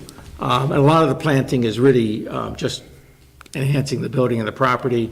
You'll see there's a heavy dash line running around the property. It's really sort of a walking path for clients and staff. The animals that are in the hospital aren't walking around like that. They're in a contained area when they do take them outside. They're in a fenced-in area, but at times the clients and the staff will take dogs and things and walk them around the property. And and we will obviously have a lighting plan, lighting the parking lot. And I did have a question on, and it's probably in the regulations, but on the rear of the building, which is the north side of the building, I was saying, because it is a 24-hour building, they're going to have lighting along the back side of the building for security. It may be motion activated or something. Is that in the same exact standards as what's going to apply in the parking lot in terms of the light intensity of the ground? You have a standard for security lighting. Okay. Yeah, the very strong preference in security lighting is that it be on motion detectors with, 10 or 15-minute timers. Yeah, that's. The other thing is parking lot lighting can be on during hours of operation. If you have a 24-hour site, you can have your parking lot lighting on 24 hours. If, it makes sense to the applicant to have something that goes dimmer, but, is activated periodically when someone is out there at 2 in the morning, I think the town would support that. We don't require people to turn lights on their parking lots. We limit how bright they can be and that it's keyed to some sort of hours of operation. And, maybe it could be that like, let's say, you may have part of the parking lot that's illuminated, late at night. Yeah, I'm sure that's something we'll talk about in terms of, for the staff at midnight, what do we want to light at that point? Right. Because you want people to feel comfortable coming in the building, you want the staff to feel comfortable, but we may move things around a little bit. There's one thing I'd like to point out. We have a MRI unit out here. It's actually, you can see from exposed, I should say, outside the building. It's like a mobile unit. It's like a tractor trailer kind of manufactured unit that you drive up to the building and park there. And it's just a little unusual, and I want to make sure you know what's out there. It's somewhat screened by the projection of the building over there, and we don't know if it's happening yet, but we want to say that's an option that we may do. It's shorter than the building. So staff, let's talk about that for a second. So this is a box trailer, Yes, right? yes. Yeah. Is it outdoor storage? What is it? Well, I mean, you call it a lot of different things. If it were called outdoor storage is allowed in the zoning district to the side or rear of the property. So if you called it outdoor storage, it has the potential to meet the requirements of the bylaw, provided it's not in a setback area and it's screened from view. Is it parking? Is it a loading dock? Well, I think the bigger I would be inclined to say it's a piece of accessory equipment. But the question becomes, I think, one of the questions is, do you calculate the area of that as part of the metric by which you evaluate everything else? In other words, if you said, well, there's sort of an assumption that ordinarily that would be in the building, and so you would size the building for this piece of equipment as well as the space you would need for the pets, as well as for the staff and all the other examining rooms, et cetera, et cetera. So you're externalizing this piece of equipment, which is essential to the operation. So it suggests to me that somehow that square footage should be used as part of the calculus. And then I think what staff would say is, as long as there was some sort of, screening to soften the view from the periphery of the property, I don't know that we would have any objections beyond that. As I said, the worst case is you call it outside storage and the bylaw allows it. If it were indeed part of the building that you were then including in the footprint in the area of the building, then it seems to me that the screening is what's required for the site and for the rest of the building. So your 9-foot buffer would suffice to screen that piece of the construction. It would have to be included on the elevations and the building that we would be commenting on as part of any design review.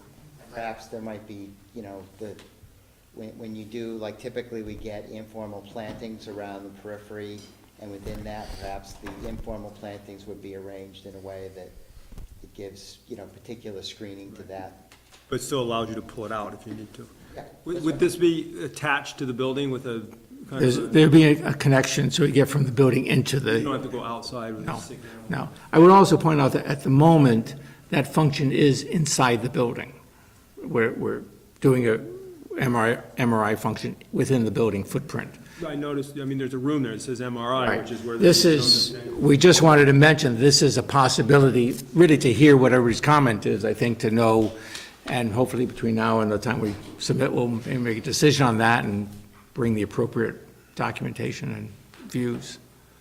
How mobile is it? Does it have wheels? Well, at some places, I think some human hospitals shared the MRI, and they moved it every week between two different hospitals, so it's that mobile.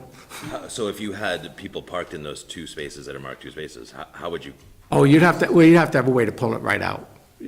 So, no, we'd have to design that into it. Yeah, I know. You wouldn't propose it with this layout? No, we'd have, Our parking conflicts with doing that, yes. Yes, We yes. need to change it if we're gonna yeah. use that, yeah. Yeah. I want to point out one other thing, on the site plan too, as long as we're doing that. We have, swap this a little bit. In terms of stuff on the site that here comments on. So we have a little wing coming out this side of the building here, which is on the front of the building, coming out on the side there. And then we're putting a generator here. And so we're screening it with hard construction here, we're screening with landscaping on the side. But I bet just for a lot of reasons, because it is doing the entire building. And this is, I don't think that shows up on our plans. no. It's not on the plans right now. These things are getting put in, but that's where we're intending to put it right now. Because the electrical's coming from the street, and we've got a room here, and it just, wire sizes and everything else can decide the power. This is a much better location than needing it someplace else. So is that footprint there slightly different than the one we have in our packet, It's, or a lot different? no, it's slightly different. It's pretty close to the same thing. I think we have a little, right in here, we have a little indentation. Well, I mean, I see right off that you've got 4 offices up there on the front, along towards the Yeah. road, and then our plan's only showing 3. Oh, you have a footprint, a floor plan. Yeah, I do. Okay, yes, we have changed it slightly since then. Yeah, same square footage, but we've moved things around. So the same foot, 17,200 square feet, something like that. Does that total include what's noted as optional future expansion, or no? The 17,000 is, And right now, again, I think it's just prudent to say, gee, we may expand. There's no plan for expansion, but we have to show it somewhere. Being sketch plan, yes, things are moving around in transition, but it's pretty close to the same that we have now.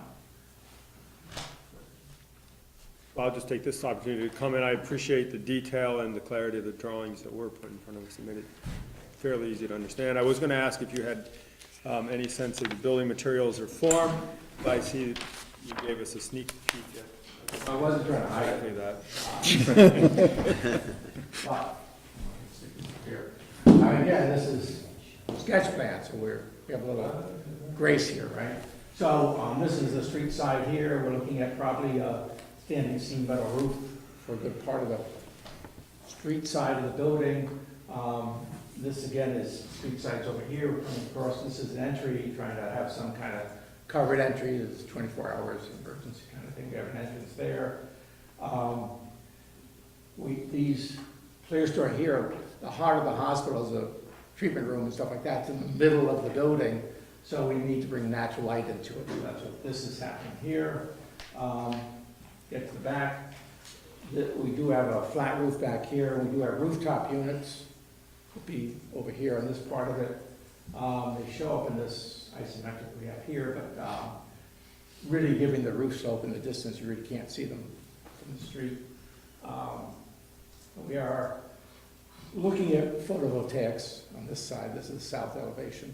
We're debating the economics and everything else with that, but right now that looks like a pretty good way to do it. We have a combination of probably clapboards, probably cement board clapboards, a little bit of stone treatment down here as a base on part of the building.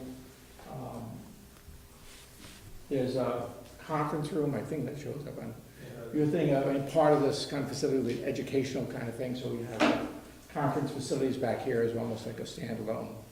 Can you talk a little bit more about how that space is gonna be used? Right, we currently have 65 staff members, and we have to get together and actually meet, periodically, and it's nice to have a place to do that, that's not on top of all the animals in the active clinic. So, there's that part of it. There's also, we're a referral hospital, and we're specialists, and so it's nice to be able to bring in the local community of veterinarians and do talks and dinners and, things along those lines to educate them, but also, just to be able to provide a space to get together. So to circle right back around, then, that could hold a fair number of people, simultaneous to your full occupancy of the building. So as you think about your response to the parking, I would suggest that you think about how that works. I would say those sorts of meetings are not, that's maybe a quarterly event. I mean, that's not a weekly kind of thing, so. And you have control of the scheduling too, which you obviously wouldn't be scheduling the day the clinic's Right. crazy.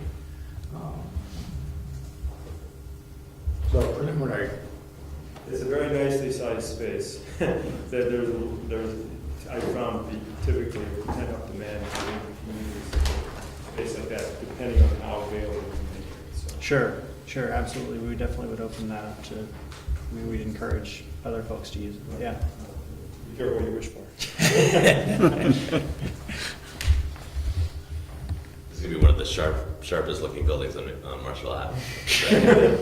It'll definitely stand out. Sets the bar kind of high. Yeah, That's good. yeah. Okay. What else? Okay. Questions from the board? Sorry. Should we include the square footage of the MRI in the future applications, or? I think so. Okay. Thank you. Because if it's mobile, then you free up space within the closed building that would be used for something else, right? Yeah. We just don't want to undercount it, we just want to be able to do it if we drive it in there, so that's all. Snow storage, that's one thing that popped up here. Yeah, we talked about it off the, was that the west side of the parking lot, we're leaving that side open for that. Obviously reading through some of the notes from Public Works and Fire. Again, I know this will all get worked out in the end, but the turning radii for the town's large equipment, something to think about too, when you know, if they get, you don't want them getting stuck in there. Okay. Other questions of the board?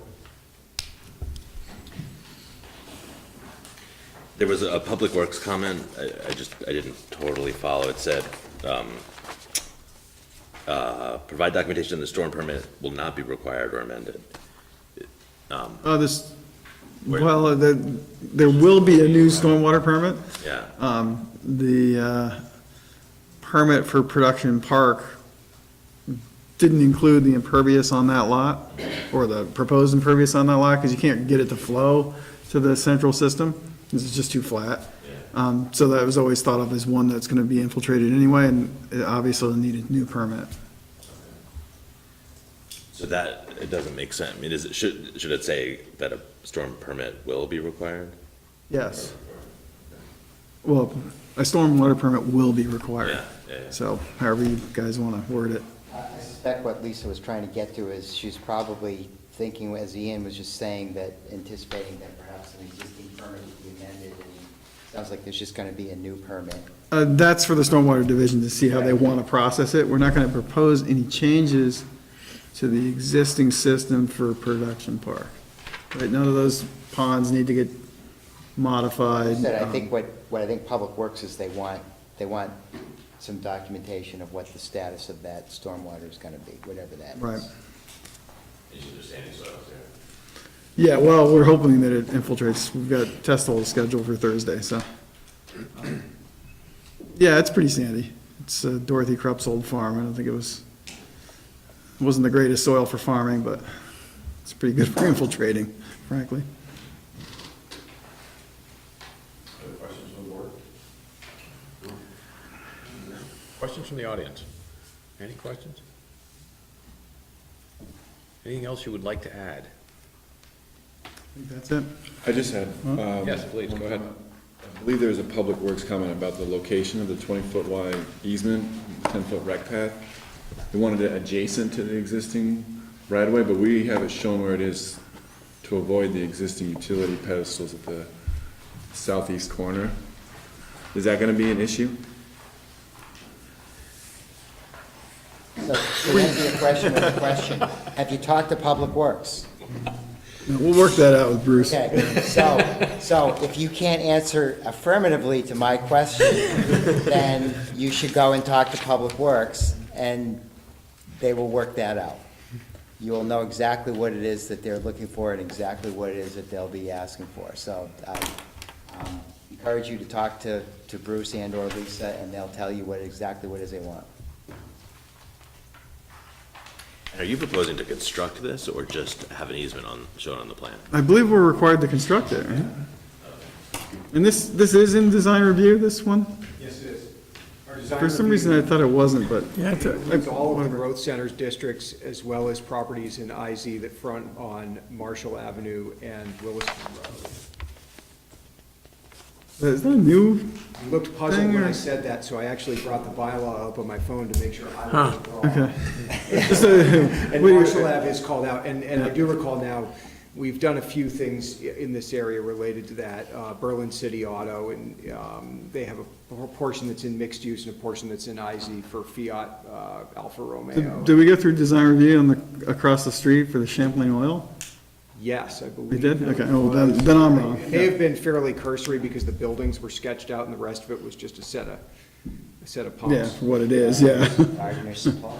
Okay. In fact, I believe in Champlain Oil, there was a condition about the utility shed being painted a neutral color. And it either came from design review or it came from conservation. I'm gonna guess it came from design review. Sounds likely. Any other questions from the audience? No? Any other questions from the board? Anything else you would like to add? Thank you for coming. Thank you. We're going to close DP 18-05 at 8:41.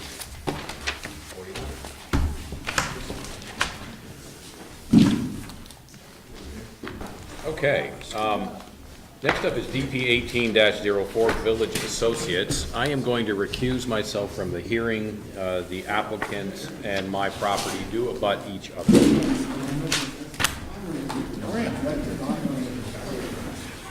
Mr. P. Kelly will run the hearing.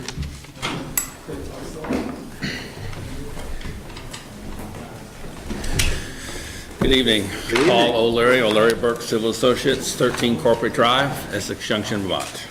And I'm Breck Grabowski with Village Associates, 32 Seymour Street in Williston. Welcome.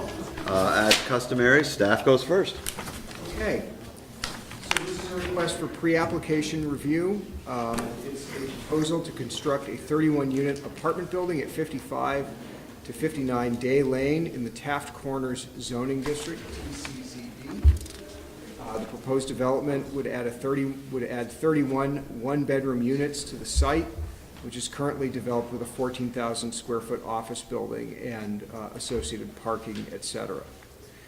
In Williston's density rules and growth management rules, a dwelling unit that has only one bedroom or a studio unit is counted as 1/2 of a dwelling unit equivalent. And that's both for the purposes of determining maximum allowed density on a site as well as how much growth management allocation is needed to go forward to discretionary permit. So you might have 31 front doors, but you have half that in terms of dwelling unit equivalents when you start to assess it for density and growth management. This is the first time the DRB has reviewed this proposal. Lot development was originally approved under site plan approval 95-26 and was later amended a few times after that, including the addition of a master sign plan, et cetera. There were 2 building footprints on this site previously approved and partially constructed. You can see in the aerial photograph there, those 2 things that look like squares on the north end of the site. Those are foundations or frost walls sticking out of the ground that don't have buildings on them, and that's the general location of where this building is proposed. As I mentioned before, this is pre-application. It's a concept level review.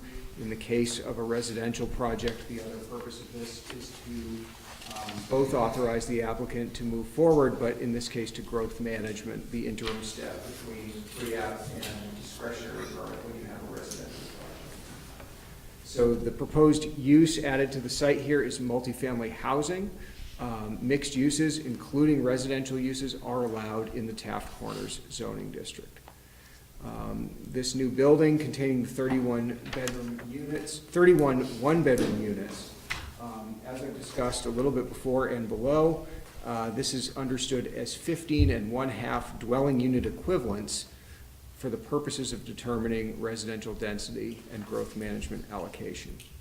There is new site work related to this. The site has to be reworked both to locate the building as well as to create some green space around it, sidewalks and access. So moving on to residential density, we're using this dwelling unit equivalent. Looking at the size of this lot, we have 2.07 acres. None of the acreage is in a wetland or wetland buffer or is in any kind of steep slope, which means all of the acreage counts toward the maximum allowed density on the lot. So under the Taft Corners requirements, there's both a minimum allowed density for new residential development, a net allowed density, and a maximum allowed that you can only get by transferring development rights in from the rural part of town. And so that middle number, the net allowed density, based on a dwelling unit equivalent, is 15.52 dwelling unit equivalents. So 15.5 dwelling unit equivalents can be constructed on the site. 31 one-bedroom or studio apartments can be constructed on the site pertaining to density. There are some general site planning elements. Outdoor lighting will require a lighting plan. Setbacks and landscaping will be required. In this case, we're in the Taft Corners zoning district with a general requirement that buildings will be pulled up to the sidewalk, and that landscaping is more of an urban or street tree type configuration. I did have a conversation today with the applicant about the possibility of the trees on Night Lane maybe being relocated into the green belt between the sidewalk and the street, because they may not work between the building and the sidewalk. That would put them in the right of way of Night Lane, and there's a conversation that would need to happen with Public Works about whether they're willing to accept that in their right of way or not. We're at concept level here, so it's suffice to say there need to be some street trees exactly where they land. Our bylaw doesn't really say that they have to be in the right of way or on the applicant's property. In terms of access, the property would be accessed by curb cuts on both Night Lane and Day Lane. There are also pedestrian accesses to the sidewalks along those streets and in between the commercial building and the proposed residential building and the parking lot in the proposed residential building. So those are all things that our access chapter wants to see, is good pedestrian connections from all of the building entrances to all of the pedestrian infrastructure that's adjacent to it. In terms of traffic and trip generation, the DRB can opt to require a traffic study at discretionary permit. We would be charging a traffic impact fee for this project related to the PM peak hour vehicle trips generated. In this case, multifamily housing in our bylaw is expected to generate a little over 3/4 of a trip per unit during that PM peak, and that's a total of 24.18 PM peak hour trip ends.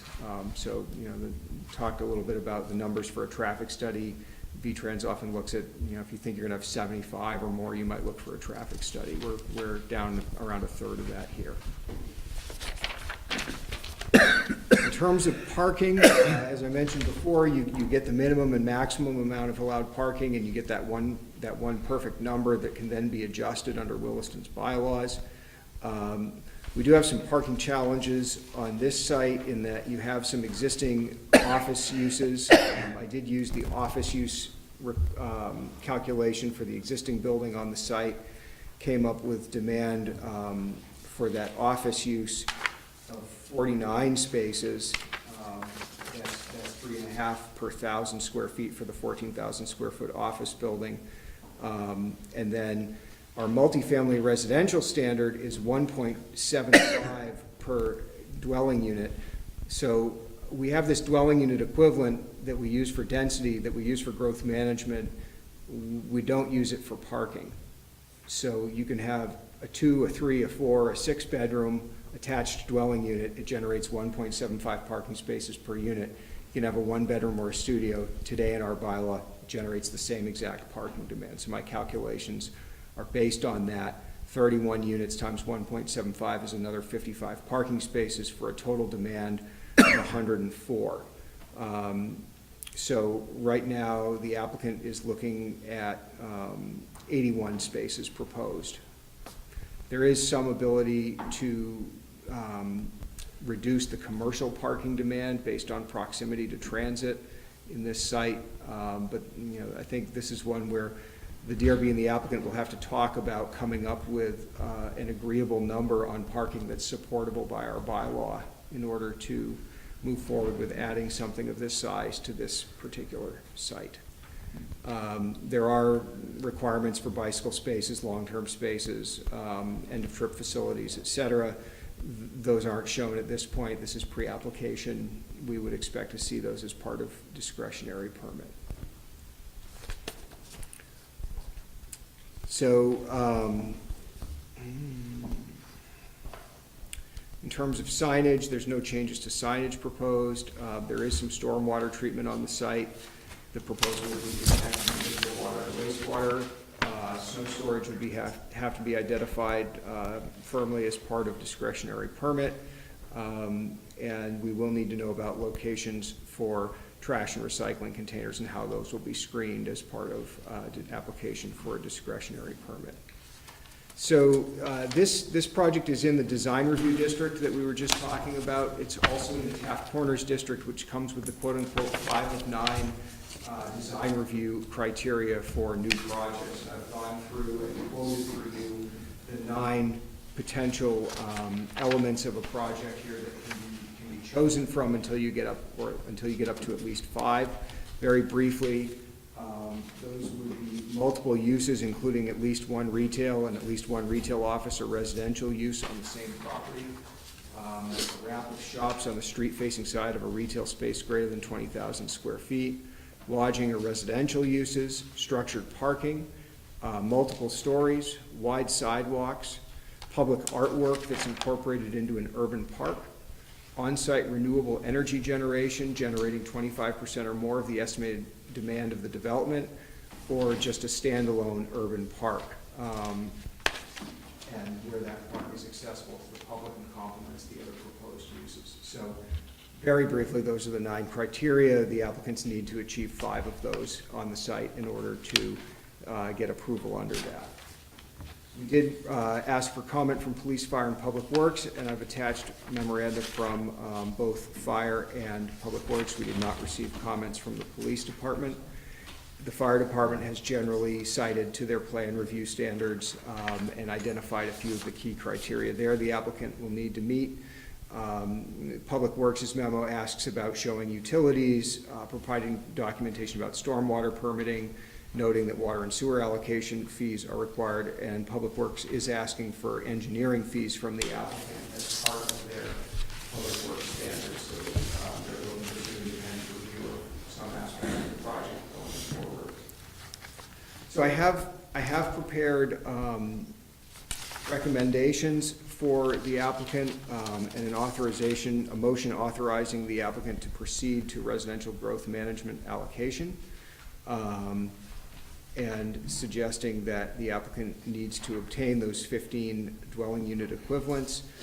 Remember, this is a lot with no residential use today. It comes with 1 unit by right, and that's why I've rounded the 0.5 unit off of that total. And made some general recommendations related to design review and the Taft Corners criteria as well. And I'll stop there. Okay, thank you, Matt.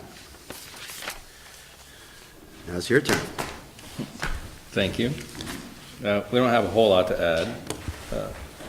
Matt had pointed out that where the building sits now, there's 2 existing foundations. One is 5,180 square feet, the other is 3,600 square feet. I think they've been there for at least 10 years. The previous owner, Merv Brown, never got a tenant for them, poured the foundations, ran the utilities in, and that's as far as it went.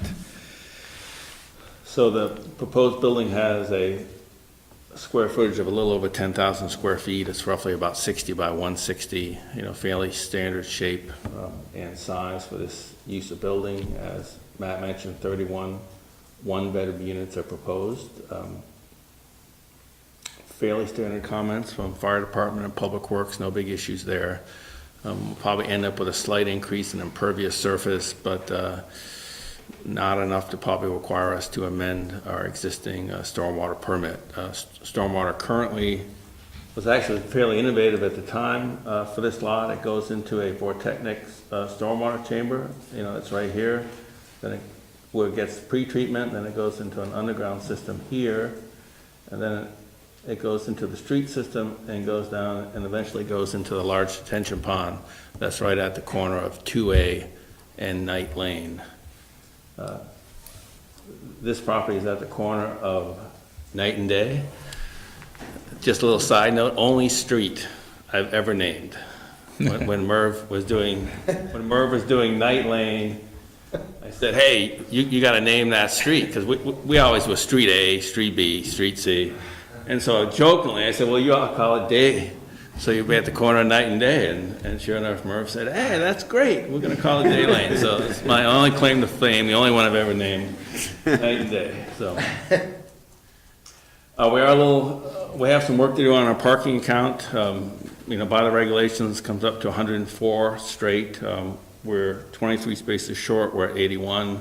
We'll certainly look at the bylaw, see if there's some tweaking we can do. We'd like to discuss with you whether the 1.75 spaces is an appropriate number, for one-bedroom units, or whether the board would consider allowing us to use a lower number to see if we could get a little bit closer to the requirements. Bicycle parking's long-term bicycle parking will meet all those requirements, not a concern for us. The other issue we'd like to talk to the board about is the location of the building. As Matt mentioned, the bylaw encourages that the building be pushed up close to the sidewalk. As shown in your drawing, it's roughly 10, 12, 15 feet off the right-of-way line. We pretty much lined it up with the buildings on either side. You can see the Chelsea Commons, buildings are basically about the same dimension off the right-of-way as is the existing commercial building on what's known as Lot 2 across the street from Day Lane. So we just kind of looked at that visually down through there and kept it about in the same spot. We wouldn't object to sliding it a little bit closer, whether or not that would look good or not, we'll leave that up to the board. When you say a little bit closer, what do you mean by that? Well, we could slide it a little bit closer to Night Lane, if you want it to be a little bit closer to the main walk. We kind of like it right where it is, but we're open for a discussion if that's something the board would like to see. So those are really the two big issues that we'd like to see feedback from the board on. Is there a shared parking standard in the regs? There is. And that's about all. It's pretty straightforward from us. We do have an initial sketch of what the building might look like, realizing that's really not part of the hearing tonight, but that's our initial take of what it might look like. This would be the side facing Night Lane, and then we have the west elevation down below.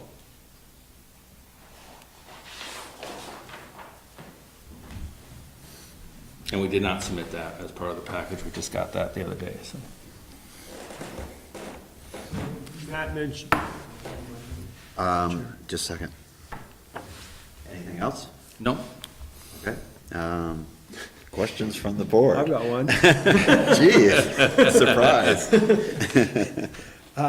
Matt mentioned something about the street trees there and the idea of moving them. As I look on my phone here and I can see the map view of the Google Maps view of this. Yes. They look to be fairly mature specimens. Yes, I think they're gonna be tough to Is there a move. concern that having this building that close is gonna damage those trees?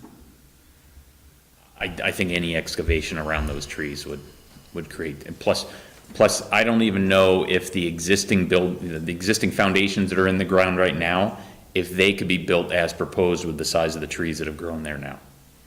Because if you look at the canopy, the way it has increased, I don't think you could build the buildings where the foundations are.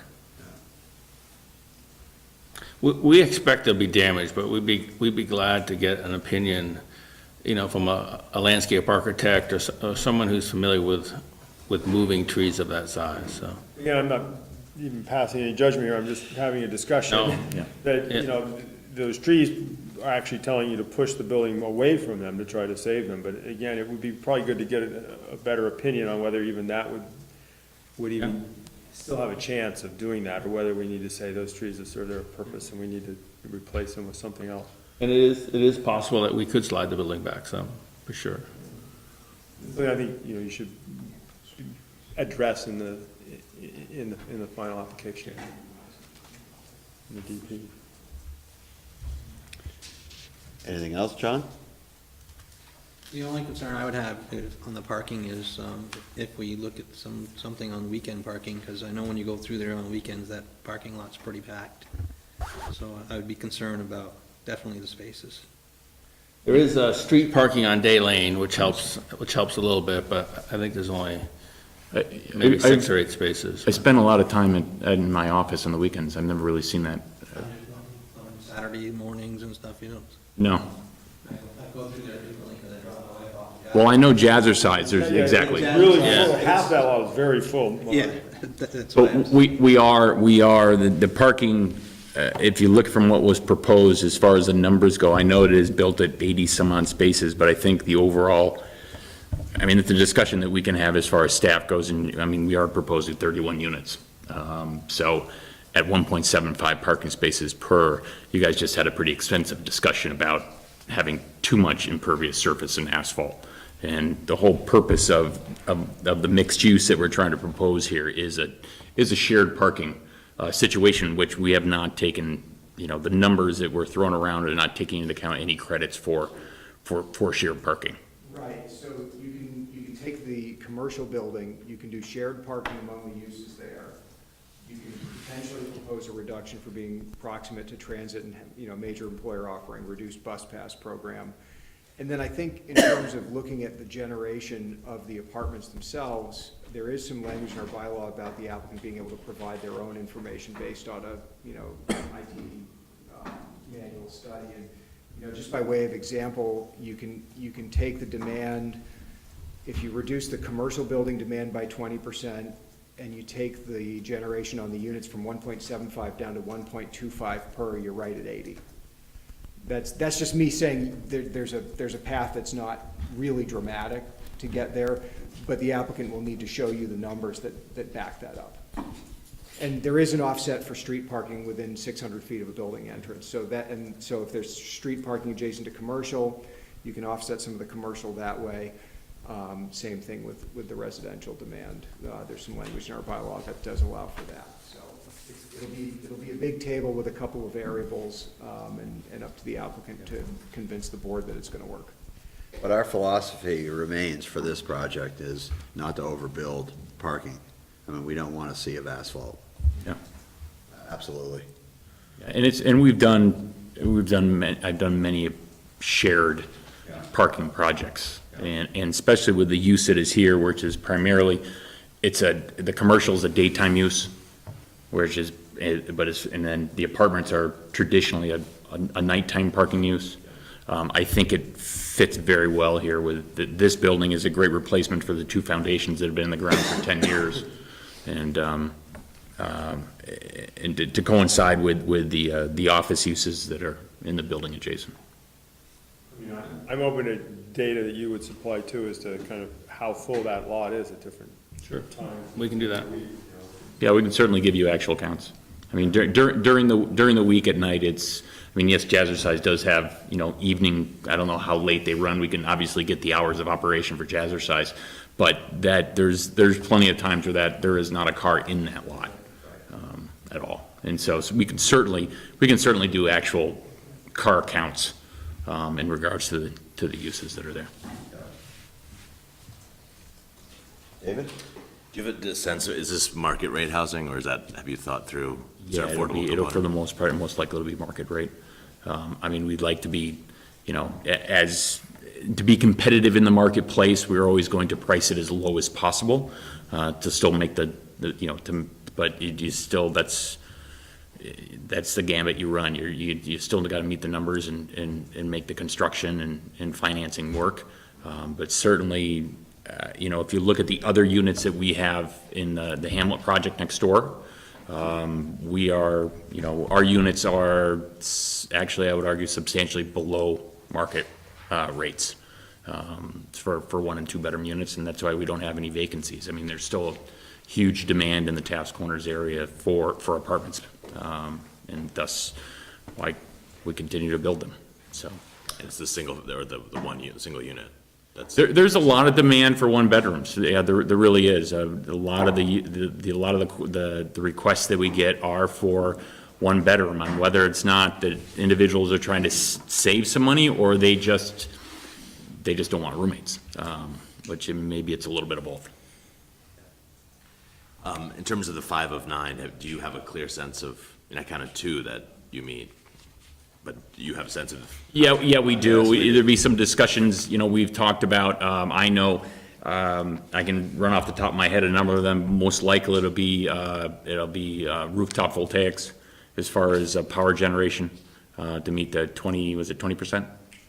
25. So there'll certainly be, that'll be one of the criteria we're gonna meet. There's obviously the mixed use criteria we're meeting.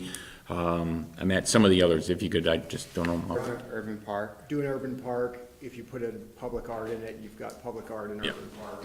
So one of the ones that we wanted to do is, there is something that is already built there. There's a fountain in the middle of it, and I've never seen water come out of it. So what we are planning to do is, we've actually contacted a local artist in town, who does commissioned work. And we are basically exploring, replacing the fountain with what would be a public piece of art. His name is Bruce McDonald. He lives in Burlington, and he does quite a bit of, he does a lot of really neat, works with metal. So it could be brass, copper type of design. And I think that's, we're gonna explore that avenue. I've had some preliminary discussions with him to actually commission him to do something. So it'd be kind of very unique for the area. Be able to put it in that location.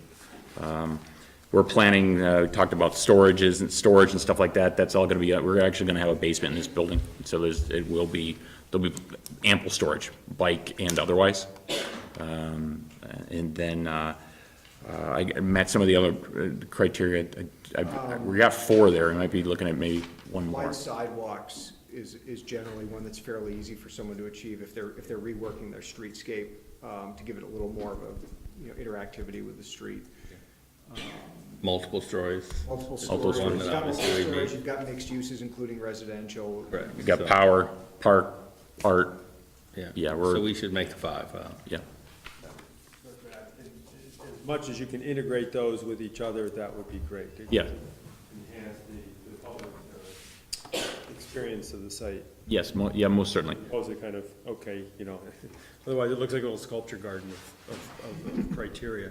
Yeah, no, exactly right. Obviously, the power would be all up on the roof, obviously. Obviously that, and then multiple stories is multiple stories, but that can so. And that's part of it. Part of what you're hinting on is great, because that's also kind of falls in where we want to site the building, how close to the street, how far away from the street, and that's either going to take away some area in the back, or it's going to provide more area in the back. And that's certainly a discussion that we can have not only with Public Works, but we can have it with staff as well, and see what their suggestions would be. Any other questions from the board? Any questions from the audience? Anything else to add? Set. Okay, well, thank you. Thank you. We are going to close AP 18-04. Thank you.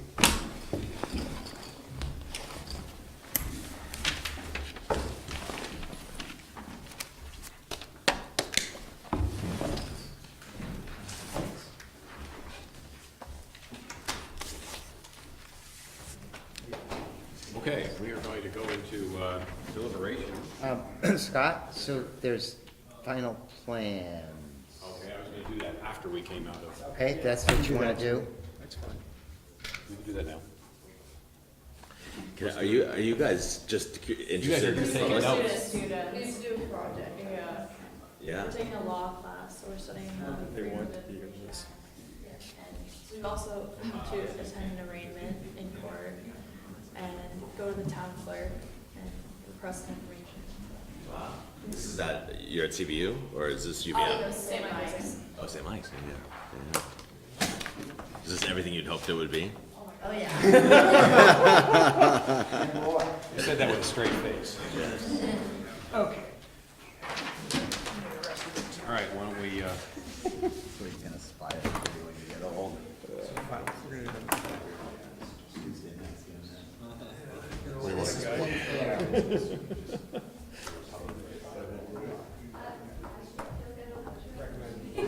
so hey, hey, oh, all right. Hey, Pete, you don't need to close the door yet. I know, I'm going to the restaurant. He has other things he needs to do. Yeah, very good. You can close that door, though. You're on. Stay on. So we've brought a couple different sets of final plans for you guys to sign tonight. The first one's a project you might recall at 7997 Williston Road, the Pinter project, DP 1506. That project went through some fairly lengthy environmental court appeals. DRB's conditions were upheld throughout those, and the applicant has submitted a set of final plans that comply with all of those conditions. Within the plan set, there's the plan set showing the building and the site essentially exactly the same way the board saw it, a discretionary permit. There were a few conditions the board had about materials, 3-inch reveal on the clapboard siding, wood veneer with vertical siding on the garage doors. Planning office has a copy of the 1111 permit, and rain garden, and area north of the rain garden to be open space. So there's just some verbal stuff by the applicant that I've also had him put a signature block on that should be part of it. They've complied with all of that. They've provided the landscape buffers as specified by the board. There was no condition on the board related to relocating the building. I did have the applicant put the very specific language the board had about the height of the building being above. You may remember this, that we wanted to be sure that the height was keyed to a line of the existing grade on the site. So instead of saying building shall not be more than 36 feet tall, it says building shall not be more than 36 feet above the, I forget, it's like the 502-foot grade line on the site. So they've complied with that. So they've put that note on the plan. So we're ready to sign those. That's this. This is the Handy subdivision. This is just, the plat has to be signed by the chair, Just right? need the plat signed by the chair on that one.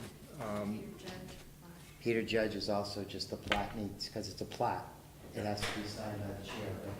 The review of final plans was delegated to staff, but whenever there's a subdivision plat, it's gotta be signed by the chair of the board, so that's why all this stuff is here. Your special sign pen? Yes. Matt has it. He said he wasn't gonna lose it. I promised I wouldn't.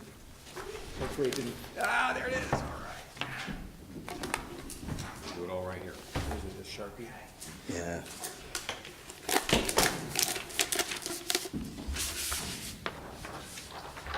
The neighbors appealed the Act 50 permit. They appealed the DRB approval quite a while ago. I don't think you had the pleasure of being part of that one, did you? That was one of my first hearings. Oh. That's right across the street, right? Yes. Yeah.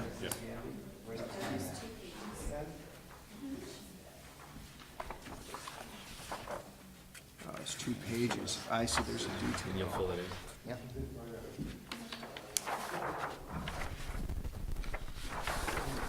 This one is 2 pages.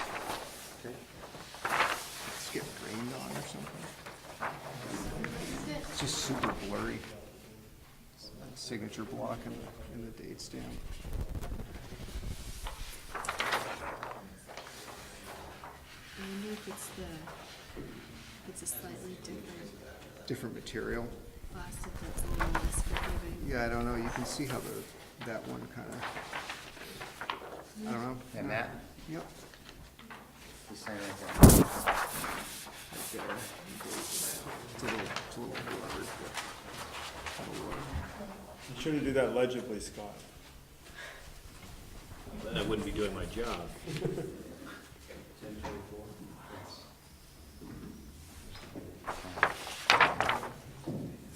do you want to have Scott sign any of the paper of Pinter? Yeah, I should sign the first sheet of each set. Okay. And then we'll so, that'll be, You have the not the cover sheet, Yeah, I site There's 2 plan pages sheet to down it. there. Okay, second page. So we're basically done. I don't know if you have to like stay to the bitter end. Well, do you guys decide on these today? Yes. So we'll go in. So we'll close the door. You'll have to leave. So if you want to stick around till the end. Okay. Well, your other option is you could call Matt in the morning, and he'll tell you. Then you don't stick around.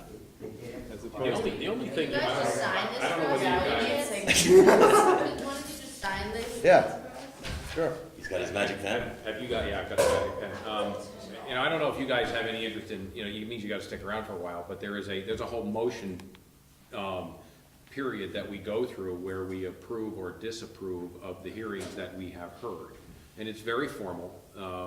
You don't have to stick around, but it is different than what you have seen so far.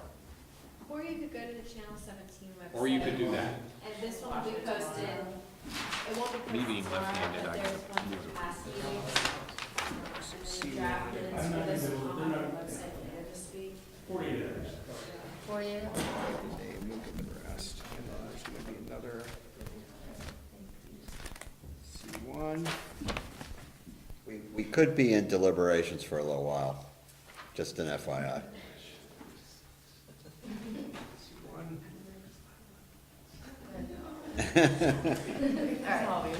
Yeah, all right, let me just sign it tomorrow morning and then just let me know what happened. Yeah, where are your earplugs? That's it. We're just Might not be. the rest of them got you on the thing. Wow. There is one. It's on there, right? Now, if you want, I wasn't sure if you guys wanted. Yeah. They're going to deliberate.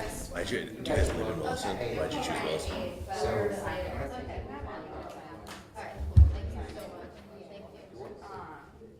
You gotta sign it, well, the other people gotta sign it different. Yeah, so it was South Burlington, Burlington, Essex, all divided up. The best part. Burlington is quite different. Yeah. It's quite different. In fact, the chair of the DRB was here tonight. It was an interesting turn of events. Have him on that side of the table. Yeah. Okay. Sign anywhere. Yeah, just sign your signature. Who's the chair? Brad. Oh. Thank you so much. Thanks for coming. Yeah. Pick another career.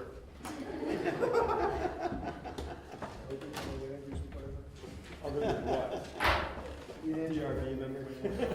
Yeah, the pay is really good. Yeah, that's for the community. About it. So I think.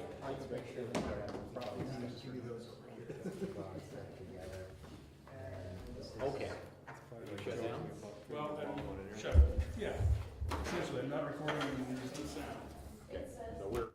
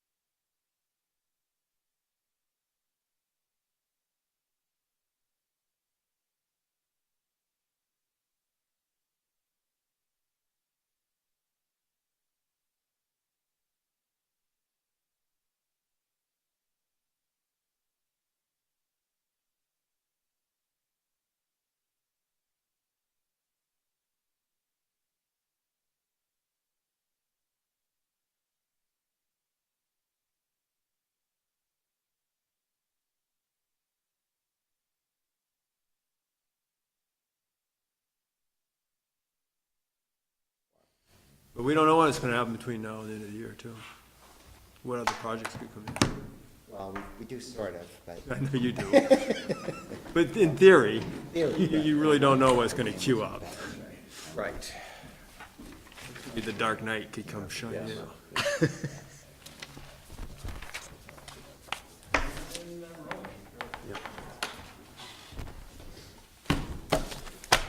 Okay.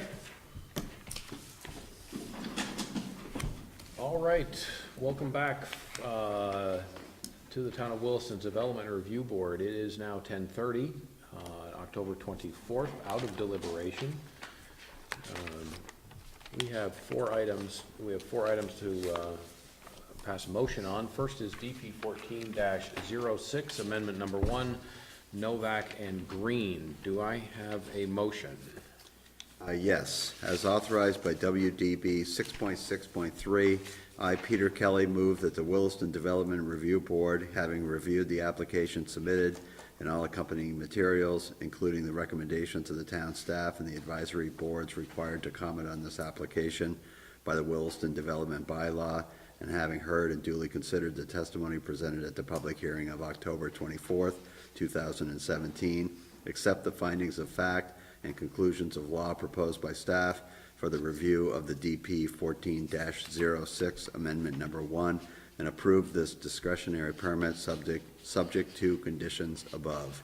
This approval authorizes the applicant to file final plans, obtain approval of these plans from staff, and then seek an administrative permit for the proposed development, which must proceed in strict conformance with the plans on which this approval is based. Do I have a second? I'll second it. Dave seconds it. Any further discussion? All in favor? Aye. Aye. 5 ayes, no nays, motion carries. Next up is DP 16-20, DeVita 5-lot subdivision. Who would like to make a motion? I will make the motion.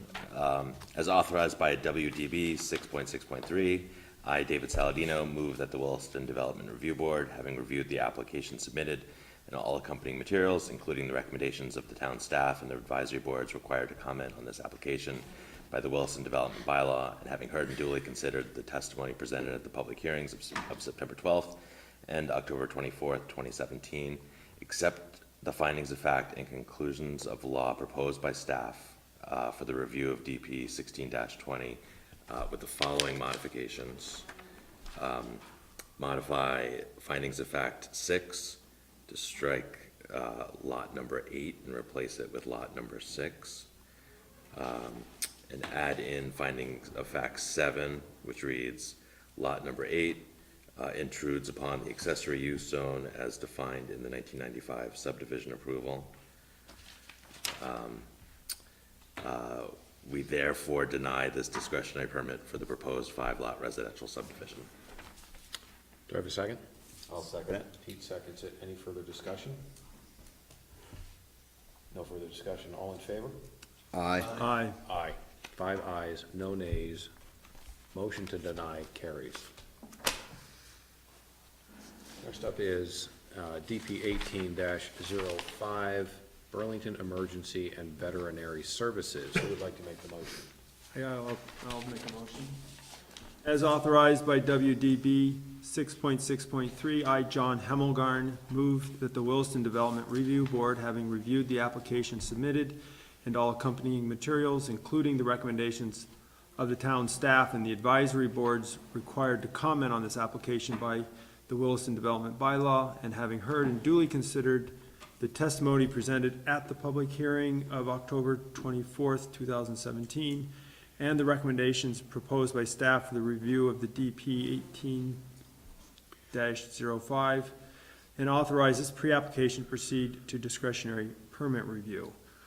We will adjust a couple of the recommendations. Recommendation number 1 shall read, the applicant shall adjust the parking calculations to reflect demand for a veterinary clinic as described in WDB 14. The applicant shall produce supporting data and shall produce and present to the board supporting data and calculations. We'll add recommendation number 3, the applicant shall conduct a traffic study. Recommendation number 4, the applicant shall obtain all necessary stormwater permits. And finally, recommendation number 5, the applicant shall use a consistent land use designation for all trip generation and parking calculations. Great, do I have a second? I'll second it. Dave seconds it. Any further discussion? No further discussion. All in favor? Aye. Aye. 5 ayes, no nays, motion carries. I am recusing myself from DP 1804. Mr. Kelly? Do I have a motion for DP 18-04? As authorized by WDB 6.6.3, I, David Turner, move the Williston Development Review Board, having reviewed the application submitted and all accompanying materials, including the recommendations of the town staff and advisory boards required to comment on the application by the Williston Development Bylaw, and having heard and duly considered testimony presented at the public hearing of October 24th, 2017, and recommendations proposed by the staff for the review of DP 1804, authorize the applicant to apply for residential growth management allocations. And we're gonna add recommendation number 7C to this. The applicant shall provide parking information for weekdays and weekends to justify proposed adequacy of 81 spaces. Thank you. Do I have a second? Second. Second by John. Any further discussion? I've recused myself, but I would add, do you want to add parking in front of those 81 spaces? Adequacy of parking for 81 spaces? 81 parking. Yeah. Adequacy of 81 parking spaces. 81 parking spaces. Okay, so, David, why don't you reread that? So 7C is going to read as, the applicant shall provide parking information for weekdays and weekends to justify proposed adequacy of 81 parking spaces. Thank you. John, does your second still stand? Yes, it does. Okay, any further discussion? All in favor? Aye. One abstention. One abstention, so that motion carries 4-0. Great. Do I have a motion to approve the minutes of September 26, 2017? I'll make a motion to approve the minutes of September 26, 2017 as proposed by staff. Great. Do I have a second? I'll second it. Dave seconds it. Any further discussion? All in favor? Aye. Aye. I was not there. 4 ayes, 1 abstention, motion carries. Do I have a motion to adjourn the meeting at 10:37? So moved. So moved. Thank you, everybody. Welcome. Any questions? You guys got a good one tonight. Will you be back?